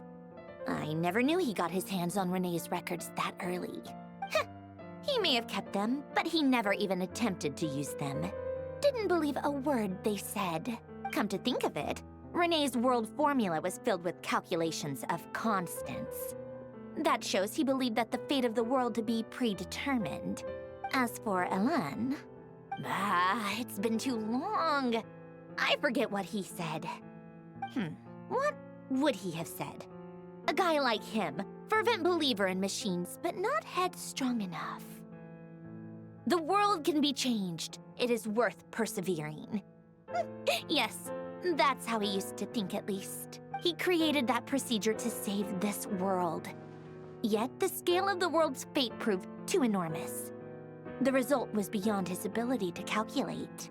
He died having never seen the outcome. And there I was, left behind in the ashes of his dreams. Did you really never take a close look at Renee's research? Or did you read it but deem his philosophy incompatible with your model? The very thought of trying to incorporate his ideas probably made you feel sick to the stomach. Well, don't worry, because there's a whole new category of lunatic in town. Next to Dottore, every other madman looks sane. You once asked me what I wished for. Should have asked him instead. He's the one pining for things you'd sooner die than witness.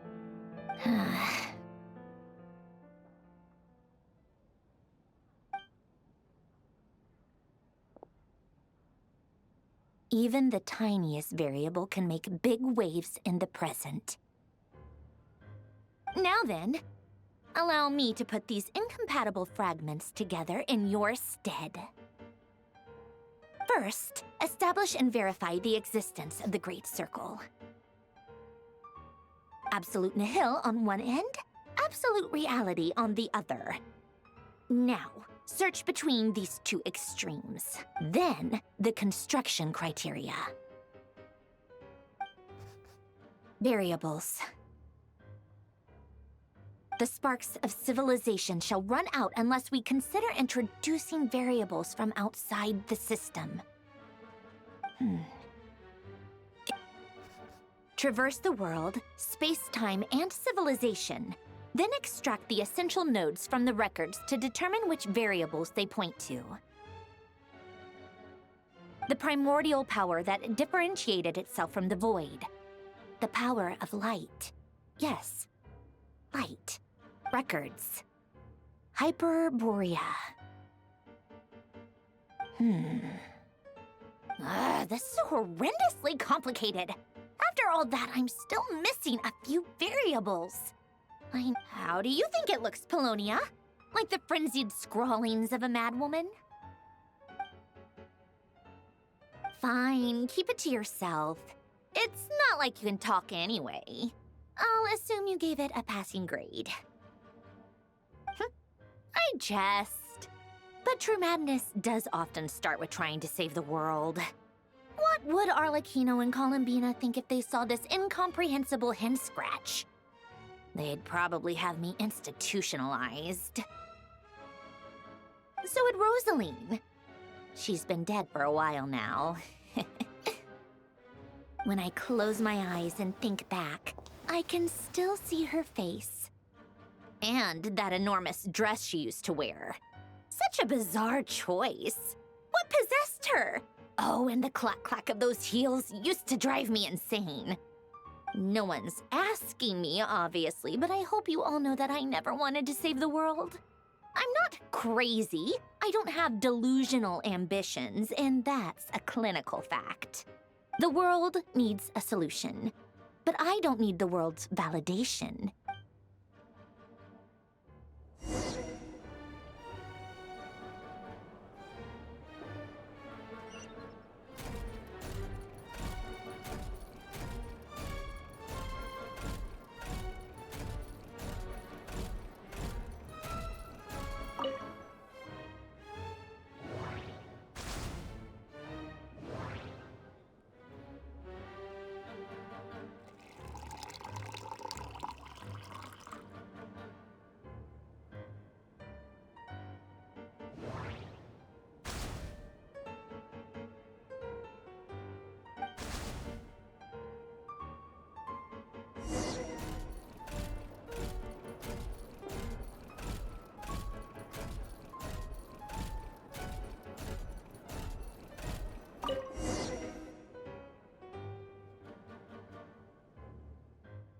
Oh, cookies to go with the tea. Let's see. They must be from that person who brought those documents. I see they're from Hotel de Boer. Something's written on the box. We are proud to present this homage to the Fortress of Meropede's fun-filled mill collection system. Fortune cookies. Have a lucky start to your day. Sounds like a dumb gimmick to me. Be early to bed and early to rise. Get plenty of sun and drink plenty of water. Then things will surely go well for you. What? Are you kidding me? Somehow I doubt that an early night and a glass of water is magically gonna save a world on the brink of existential peril.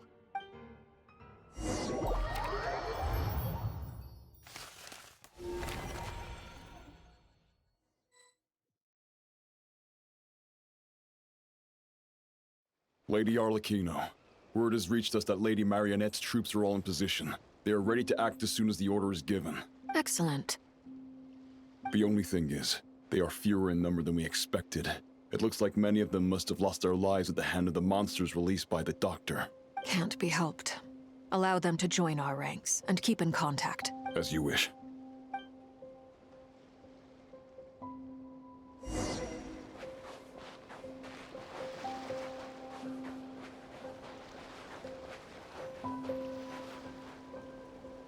It's been a while, Arlecchino. You look well. Did Dottore really have to build his lab right on the sole path between Snezhnaya and Nodcry? Had to go on a huge detour to stay out of its line of sight. Sounds like an arduous journey. I assume you've brought word from Her Majesty? Of course, all part of the job. Firstly, the Tsaritsa has authorized Fatui Internal Affairs to review Dottore's case. They will reach a formal verdict on whether he has turned traitor and whether he poses a threat to Snezhnaya.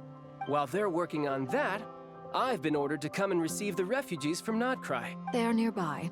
My team will escort you to them shortly. Great. Aside from that, Her Majesty has a message for you and Sandrone personally. Huh? Where is Sandrone? She stayed behind to work since I was making the trip anyway.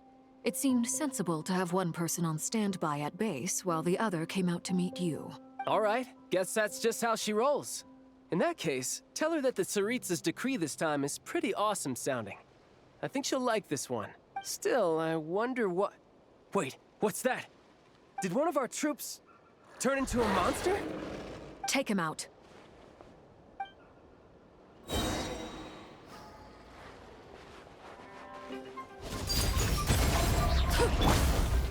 Shouldn't let your guard down. Who's next? This is where you fall.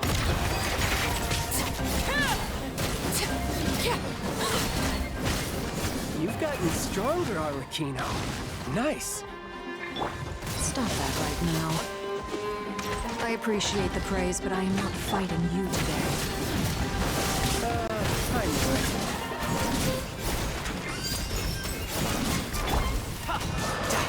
Who's next? Amateur mistake.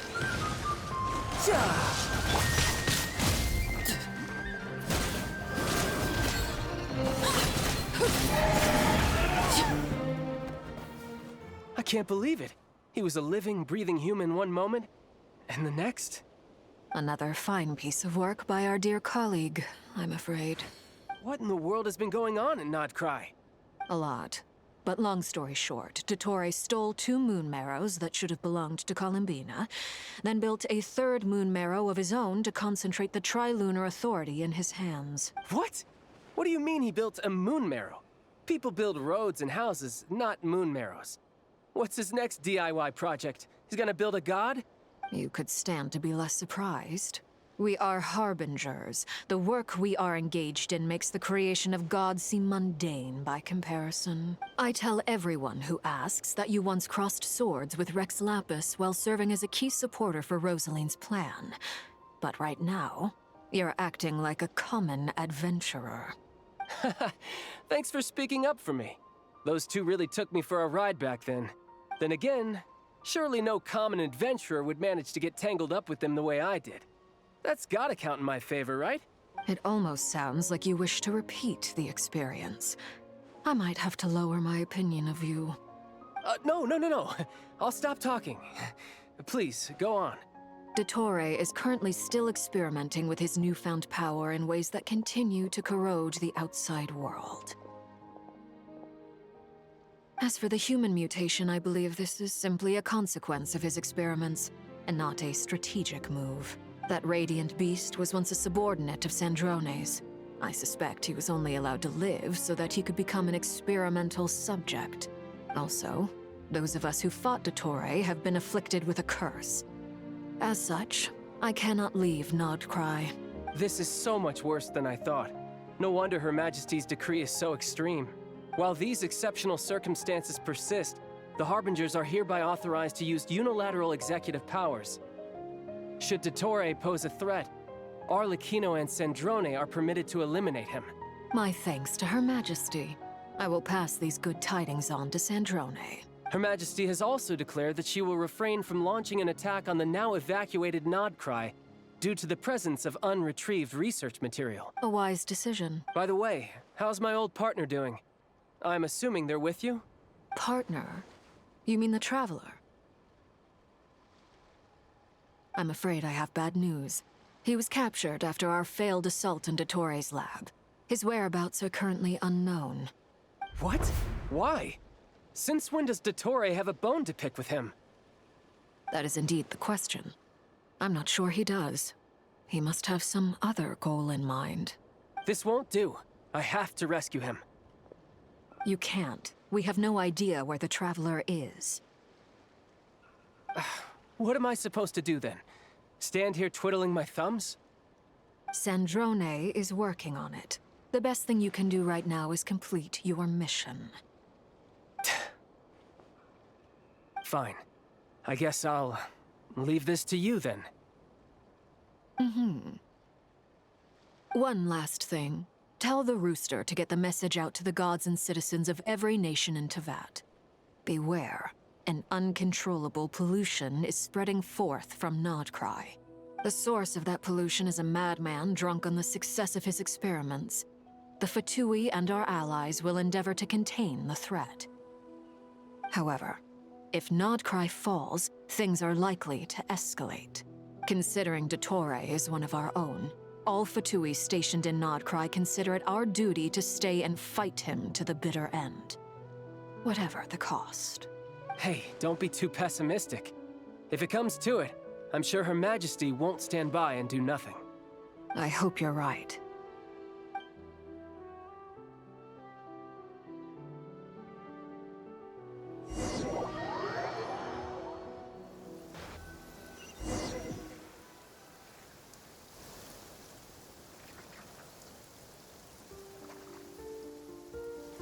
You're right on time. Thanks. Hey, do you think I'll get that gliding exam exemption? I made sure I was on my best behavior in Mondstadt. I landed well outside the city and walked in through the gates. I'll help you apply, don't worry. For now, let's see what we have here. What are the Doctor's energy fields even made from? The usual attract and repel principles that govern Kuvaki don't seem to apply to them. They are very mysterious, but ultimately, they appear to be comprised of energies from the three realms. Thanks to research by Master and the Hexen Circle, we know that Teyvat's 7 elements are derived from the more primordial power of the Light Realm, which is antagonistic with the power of the Void Realm. Since you have the power of the Dragon Durin within you, I'm sure you can already tell that this energy field contains no abyssal energy. That's true. It's not abyssal energy. It's something pure, wild, and untamed. I've been thinking about something. Do you still remember the device that Dory supplied from the Academia when you and Miss Columbina fought Rarier? That was one of the most marvelous feats of ingenuity I've ever seen. The design, the craftsmanship, the material selection. I couldn't fault any of it, not to mention the operating principles. Surely the most ingenious feature of all. Dory didn't go into detail on how it functions, but I have a working theory.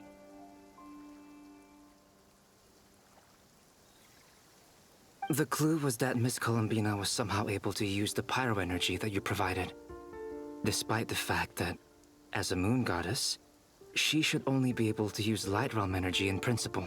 Now, all elemental energy is, of course, derived from Light Realm energy to begin with. Hence, I suspect that the device works by restoring elemental energy to its original state. This presumes a theoretical model of the 7 elements akin to that of light refracted through a prism. Perhaps it is no mere analogy. Maybe there is indeed a prism in this model.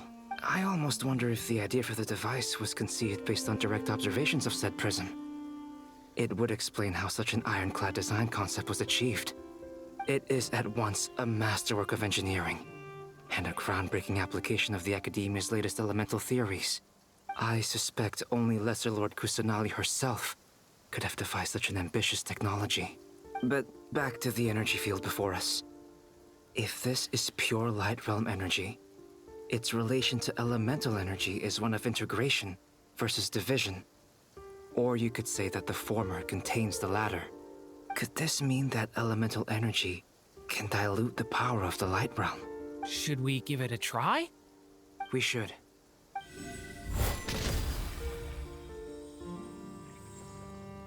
Ha! It works! Clear signs of disruption were detected at the periphery of the energy field. This indicates that elemental energy can disturb or even negate the field. Now you try. All right, here goes. It's working! Switch to abyssal energy and attack again. No surprises there. Abyssal power drains the energy field to a significantly greater extent. I now feel confident in asserting that the energy field is indeed pure light realm energy, and that elemental energy can dilute it. But the energy field is huge. How much elemental energy will it take to neutralize it? We don't have to neutralize it completely. We can try other approaches. That's all for theory. Would you like to continue watching? So you knew I was here. Huh? When did you get here? A while ago. But Albedo sounded like he was working on his thesis defense back there. Back in Sumeru. You can end a person's whole career by interrupting them mid-speech. Very thoughtful of you. I'm truly touched. Could I ask you to lend me a hand? With what? A little test. Try using Animo to unleash a concentrated assault with circular blades, with the goal of breaking through at a singular point. Nice! This time it tore through the field. Tremendous. This is a major breakthrough. Should we go through? We probably shouldn't risk having mutually antagonistic energies in such close proximity. Durin, you stay here and watch the entrance. Hat Guy and I will go in to investigate. Sounds sensible to me. Keep your eyes peeled, Durin. Don't worry, I got this. You two be careful in there. Just give me the signal if you need help, and I'll dive right in. What do you mean, signal? It's based on a new alchemical concoction I developed last month. When 2 bottles of it are smashed on the ground together, they emit a blinding burst of light. If it comes to that, remember to shield your eyes with your hat. Glad I asked. Thanks for the heads up.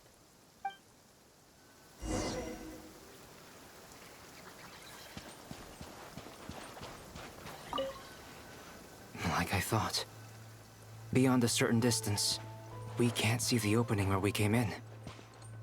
Maybe that's to prevent people from escaping. Sounds like Dottore style to me. Not much has changed. Things are basically the same here as they were before the energy field appeared.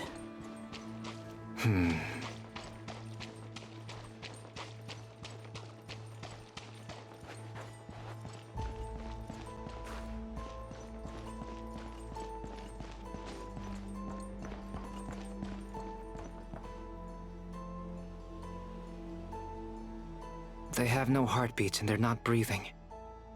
We can only assume they're dead. But there are no visible wounds. Also, there's an animal squatting next to each body. It's watching us. That's not an animal's gaze. What are you trying to tell us? Doesn't seem eager to talk. I guess maybe it's just an animal after all. Let's keep looking around.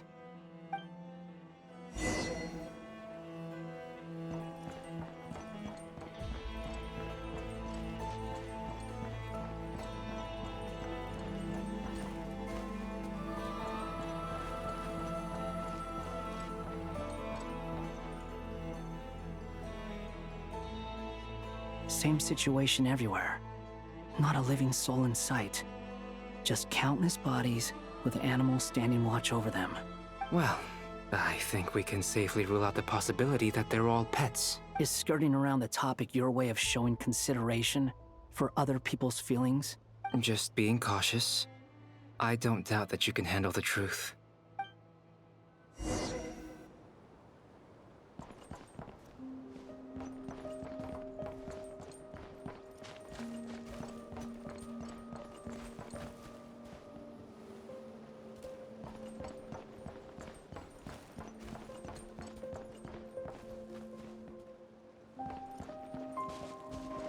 Careful. Please, help us. Please. Over there, I hear a voice.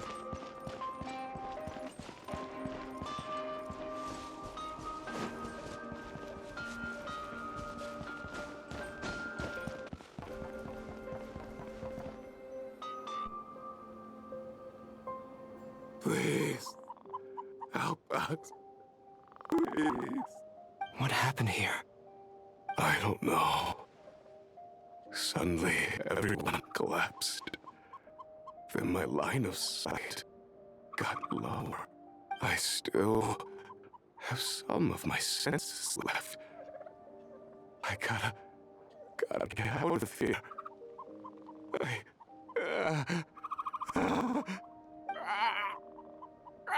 It looks like there's a huge experiment going on inside this energy field. Maybe each energy field is its own giant experiment. Vile. He's swapping human minds with those of animals. Even without the other circumstances, this would be an extremely radical experiment.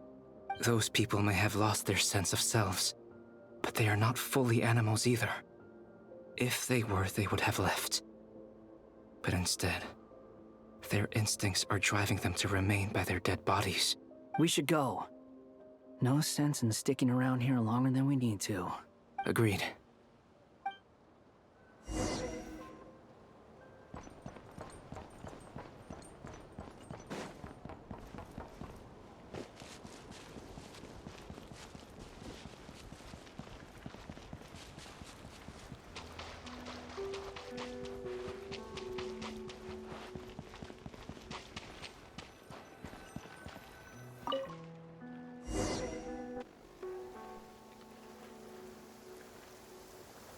You're back! Everything okay? We saw some things that take a strong stomach. Otherwise, we're fine. We should share our findings with the others.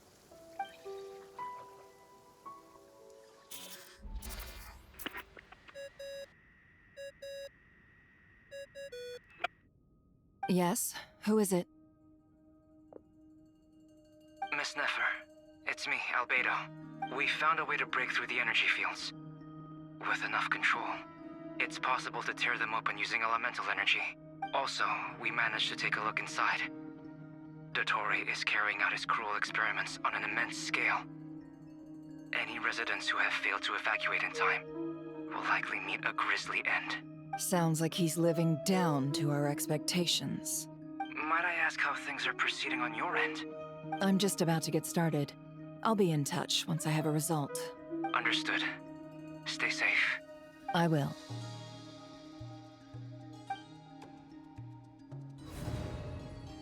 Well, Nefer, I'll link up with you once my tasks are complete. What makes you think I'd need you to do that? I'll need it. And considering the way you approach certain matters, I think you'll be better off with me present.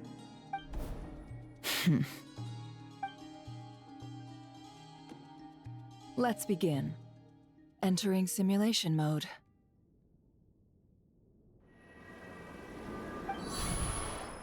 A vast wasteland. Is this the Traveler's inner world? I was expecting something more vibrant, to be honest. Wait, someone's there. What are you looking at? In that case, I'll look at it with you. I want to know all about everything you've seen and experienced. Is there somewhere I should return to? Or should I stay here and be the hero everyone says I am? I don't dislike my current life. Roaming the land, fighting battles, accomplishing missions, earning a living, looking after Paimon. It's not so bad. I guess the only thing that's missing is that you're not here with me. This is the conscious layer, which contains a person's true feelings. It is filled with both longing and kindness. I suppose anyone who lives long enough ends up wishing for someone who can't be there. Maybe it's the only way we can feel truly alive. Time to delve a little deeper.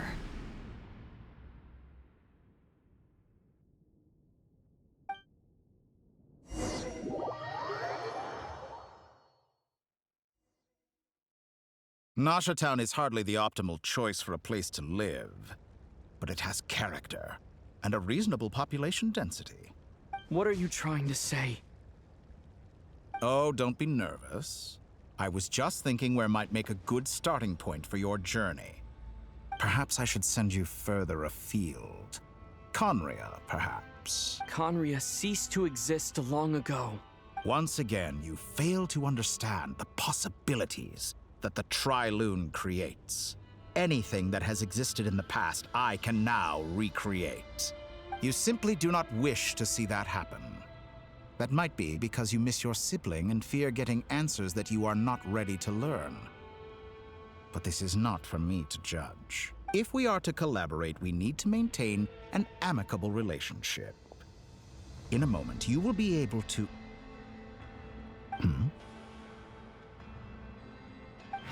Oh no. What are you...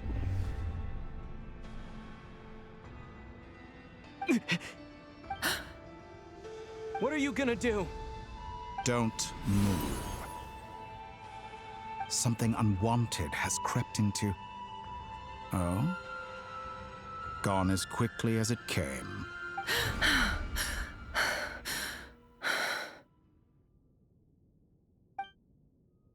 Did you save me?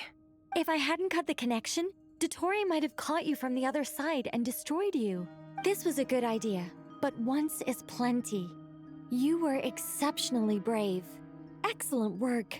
Thanks, but now's not the time for that.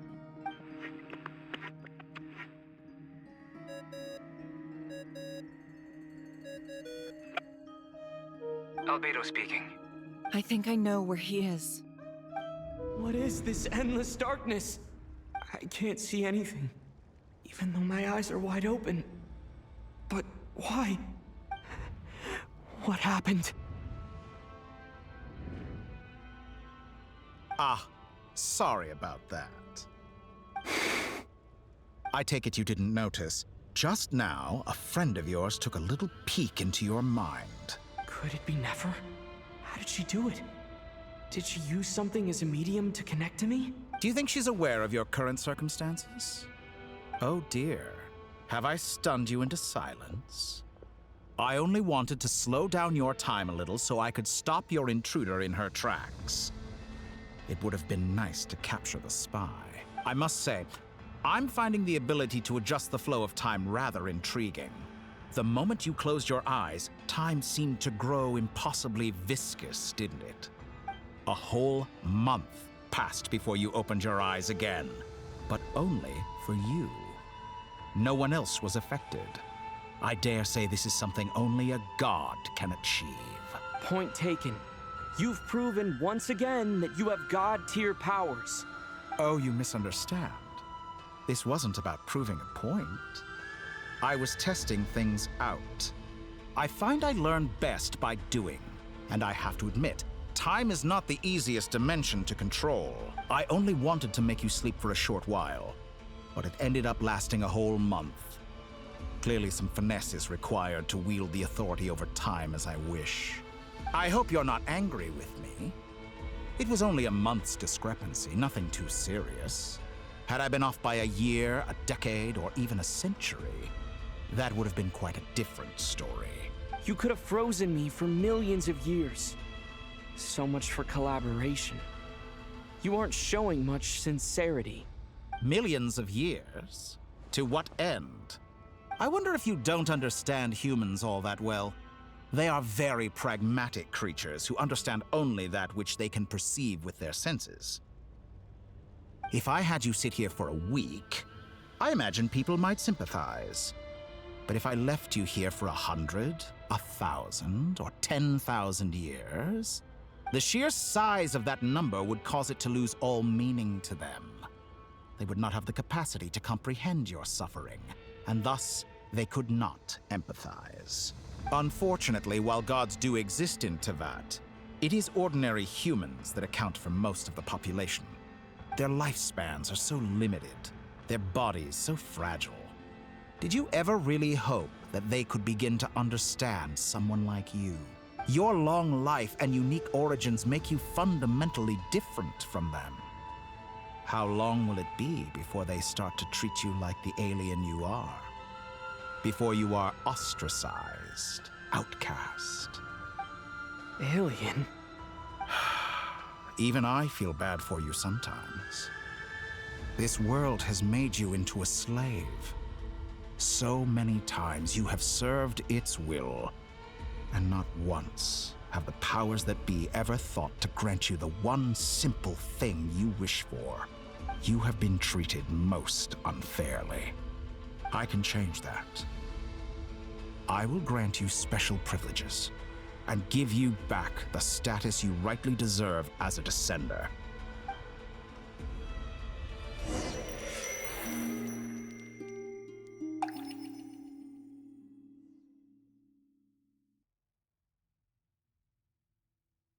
I've entered the past 3 times at this point, but I still have so many questions. For instance, beyond each point being further back in time than the last, what determines the specific locations at which I can make entry? So far, the common thread linking all 3 scenarios is that the Traveler has been present. But it's more than that. I know I sensed something familiar around him. What was it? I'll keep this question in mind as I carry on.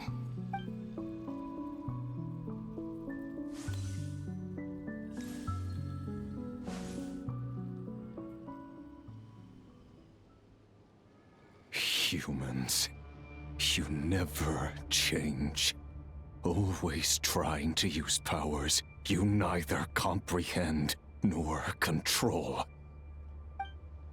This looks like Star Sand Shoal. Was this before Rerir regained his physical form? You've messed with the cannon again, huh? Sorry, but this round's not gonna go your way. The cannon. That's right.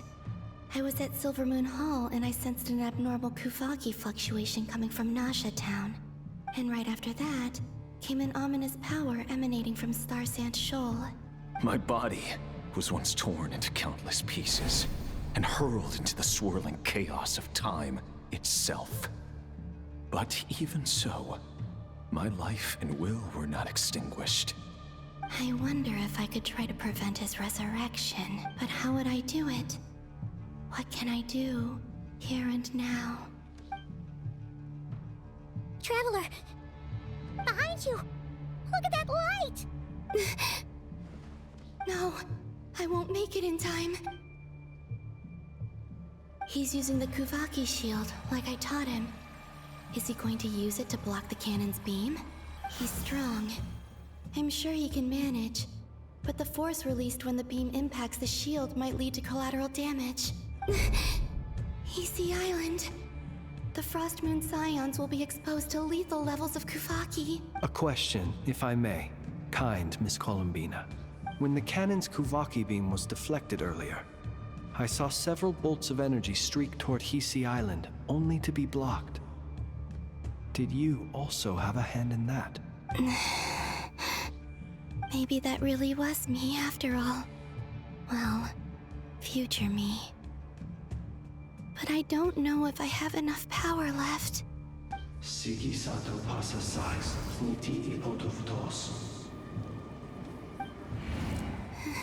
There's no time. Osestikos palatin tiran to risuiku, to pirto aithion feraton. I have to make it. Oh, Frost Moon. Oh, great land. Oh, slumbering moonlight of Nodcry. If you can hear me, if you can sense my call, then please, heed me once more!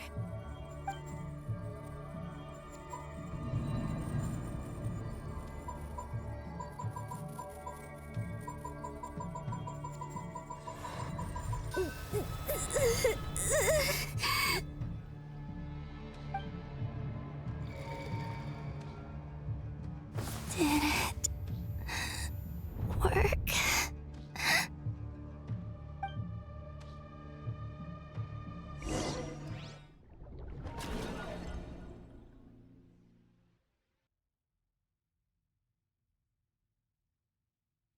Hey, wake up.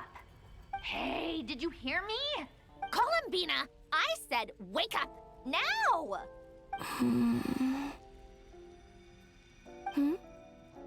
Oh, good morning, Sandrone. It's 3 in the afternoon, actually. And could you kindly not use my quarters as your personal nap room next time? But I feel so safe here. And your coffee, right? It's so bitter, but it smells lovely. It's like you were raised by wolves in a forest or something. What did you drink growing up? Grass tea? The Frost Moon Scions certainly led a more frugal existence than the Fatui. Then I'll bet you've never eaten one of these before. It smells delicious. That's because it's a Fontanian recipe. I had a little free time today, so I made a batch. Rosaline will be here shortly, but if you really can't wait, I guess you can go ahead and... Hey, at least let me finish before you start eating! Did the Frost Moon Scions not teach you basic table manners? Or did the rules not apply to you because you're the high and mighty moon goddess? These are so tasty. Of course they are. I made them. I was worried they might contain traces of machine oil. What? You know, there's something I've always wanted to ask you. Why did you leave your old home and join the Fatui? I mean, I'm sure their food was awful. But there's gotta be more to it than that. Well, life there didn't go quite how I imagined. What were you expecting? You're a god. Your followers are gonna make some demands of you, right? Surely you can just answer a few prayers here and there in return for the free food and drink. How bad can it be? Well, would you help other people just for free food and drink? The doctor told me that you were created by a great mechanic, Lord something Fisher. The Lord Artificer. Ugh, some people can't keep their mouths shut. Oh, Lord Artificer. And didn't he have something to do with the, narcissist? Narcissenkreuz Ordo. Yes, that was it. Narcissenkreuz Ordo. So, would you try to fulfill their wishes? You must be joking. I wouldn't go even if they paid me. I don't even know them. Exactly. Well, I felt the same way. I did not know the people who made demands of me. Huh. What do you know? We're on the same page for once. In his later years, Alan did ask me if there was anything I wanted to do. If I had any wishes of my own. Well, I don't. And I'm not in any mood to fulfill someone else's either. Who's Alain? He was the... You know what? Never mind. You're not gonna remember. Anyway, the point I'm trying to make is, neither of us is the self-sacrificing type. Let me ask you this. What sort of place would you like to live in, if you could choose? A place where people don't ask me for things I cannot give them. Where they don't worship me or fear me, but just want to chat with me like a normal person. I'd also like the freedom to come and go as I please. And ideally, it would be somewhere with the smell of coffee and snacks. Not to burst your bubble, but no such place exists in the world. Now, take your snacks and scram.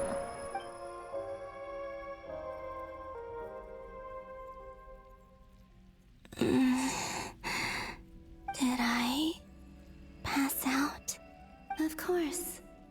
I'm back here again. I dreamed of events from my past. Sandrone, Traveler, I miss you all so much. Back there, I guess I managed to harness all the Kuvaki energy on Hisi Island. But how did I do it? Time is flowing backwards here, and I can use that familiar power to enter the world of the past. That mystery ally everyone talked about. It was me all along. I can sense that there isn't much more power remaining up ahead. What lies at the end of all of this? Will time keep flowing into the past? And will I ever find my way back?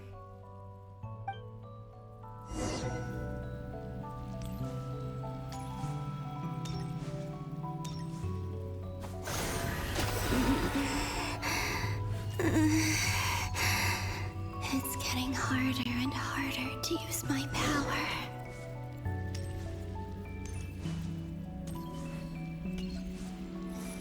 I'm no match for the Abyss in this state. I need to avoid the contaminated fragments.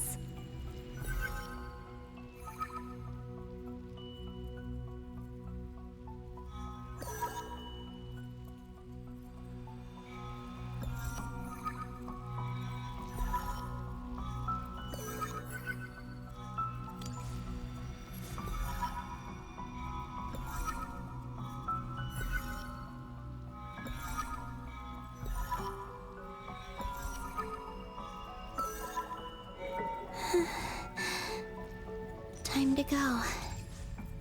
I wonder where I'll find myself this time.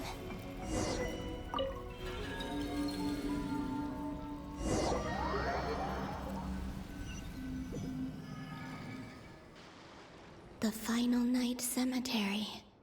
This is where Flint's is based. Or not! How are we supposed to read through this many files? Difficult, yes, but it is also our most efficient option. Seems like they're searching for information. Oh, I remember. Flint's and Varga talked about some files on the Wild Hunt. Was this my doing too? To expose the true intentions of this Rereer, we need to dive into Notcry's history. Are my actions changing the past? Or are they simply completing a process? Is all of this inevitable? Or am I the one making these decisions? If I choose not to help them now, will it change how things turn out? Hope we don't land on our heads then. They're my friends. I can't not help them.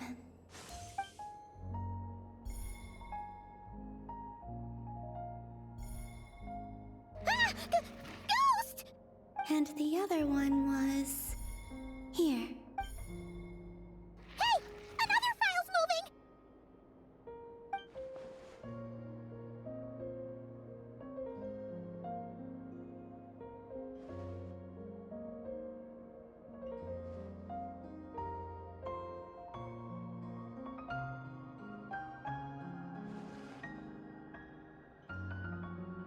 That should do it. Hmm? Luanatar? You can sense my presence? Wait!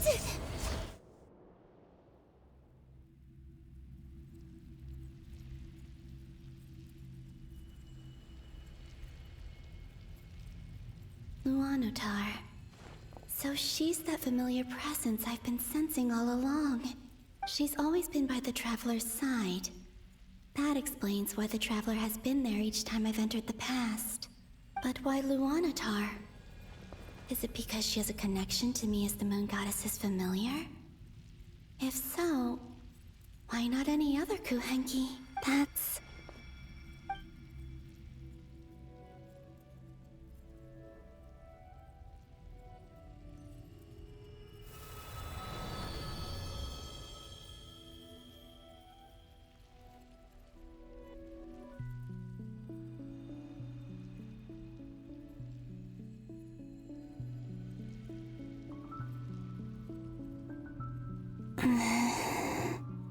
I cannot sense any power up ahead.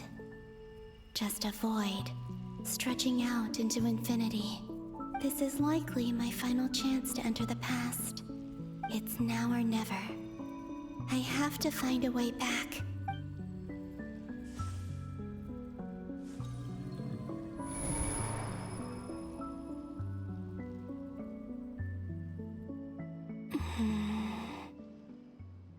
Easy Island? How far back in time is this? Where's Luanatar? I can't sense her presence this time. Oh, seeing Anafa and Aino reunited like that sure was heartwarming. Traveler, Paimon. No, stay calm. I don't have much power left to change things. I don't even have that much time left here. Think, Columbina. How do I find a way back? A way back... to where? Do I go back to Moon Prayer Night? Or to the future that followed?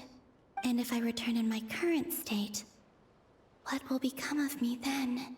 Dottoro's actions that day proved that he'd been planning that for a long time. He had already seized the power of 2 Moon Marrows before capturing me. Even if I managed to get back, how can I fight against him when he wields the Tri-Lune Authority? I can't. If I go back like this, I'll be playing right into his hands. I have to find some way of rivaling the power he has usurped. Wait. Time flowing backwards. The Tri-Lune Authority. Does that mean... I think I know what the final destination of this lunar reflection might be. I know what I must do. Speaking of homes, we must already be close to where the Frost Moon Scions live. The vibe here feels different, just like the scenery. But how do I communicate my plan to my friends? Should I write it down here? No. Someone else will see it. I need something with a close connection to me. Something I can use as a medium to tell them what's happened to me in here. Now it makes sense.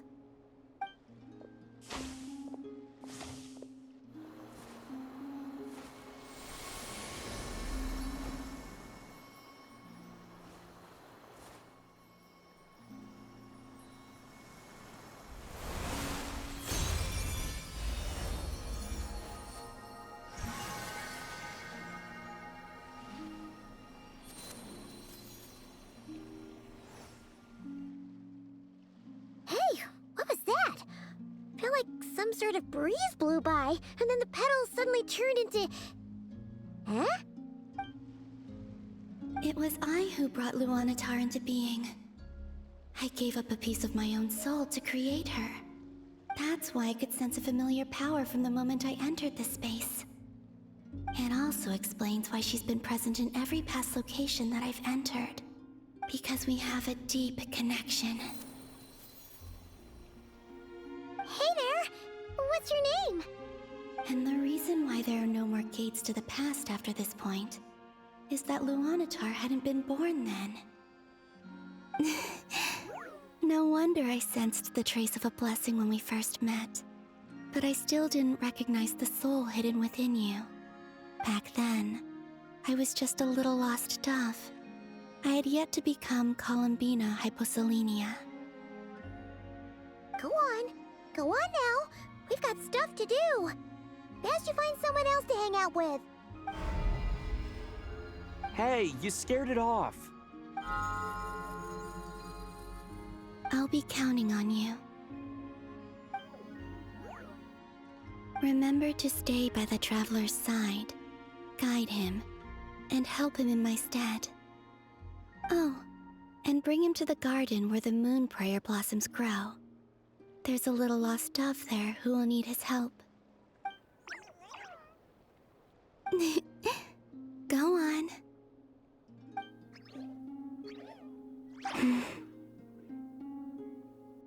You too. Go and live your story. As for mine must go in a different direction.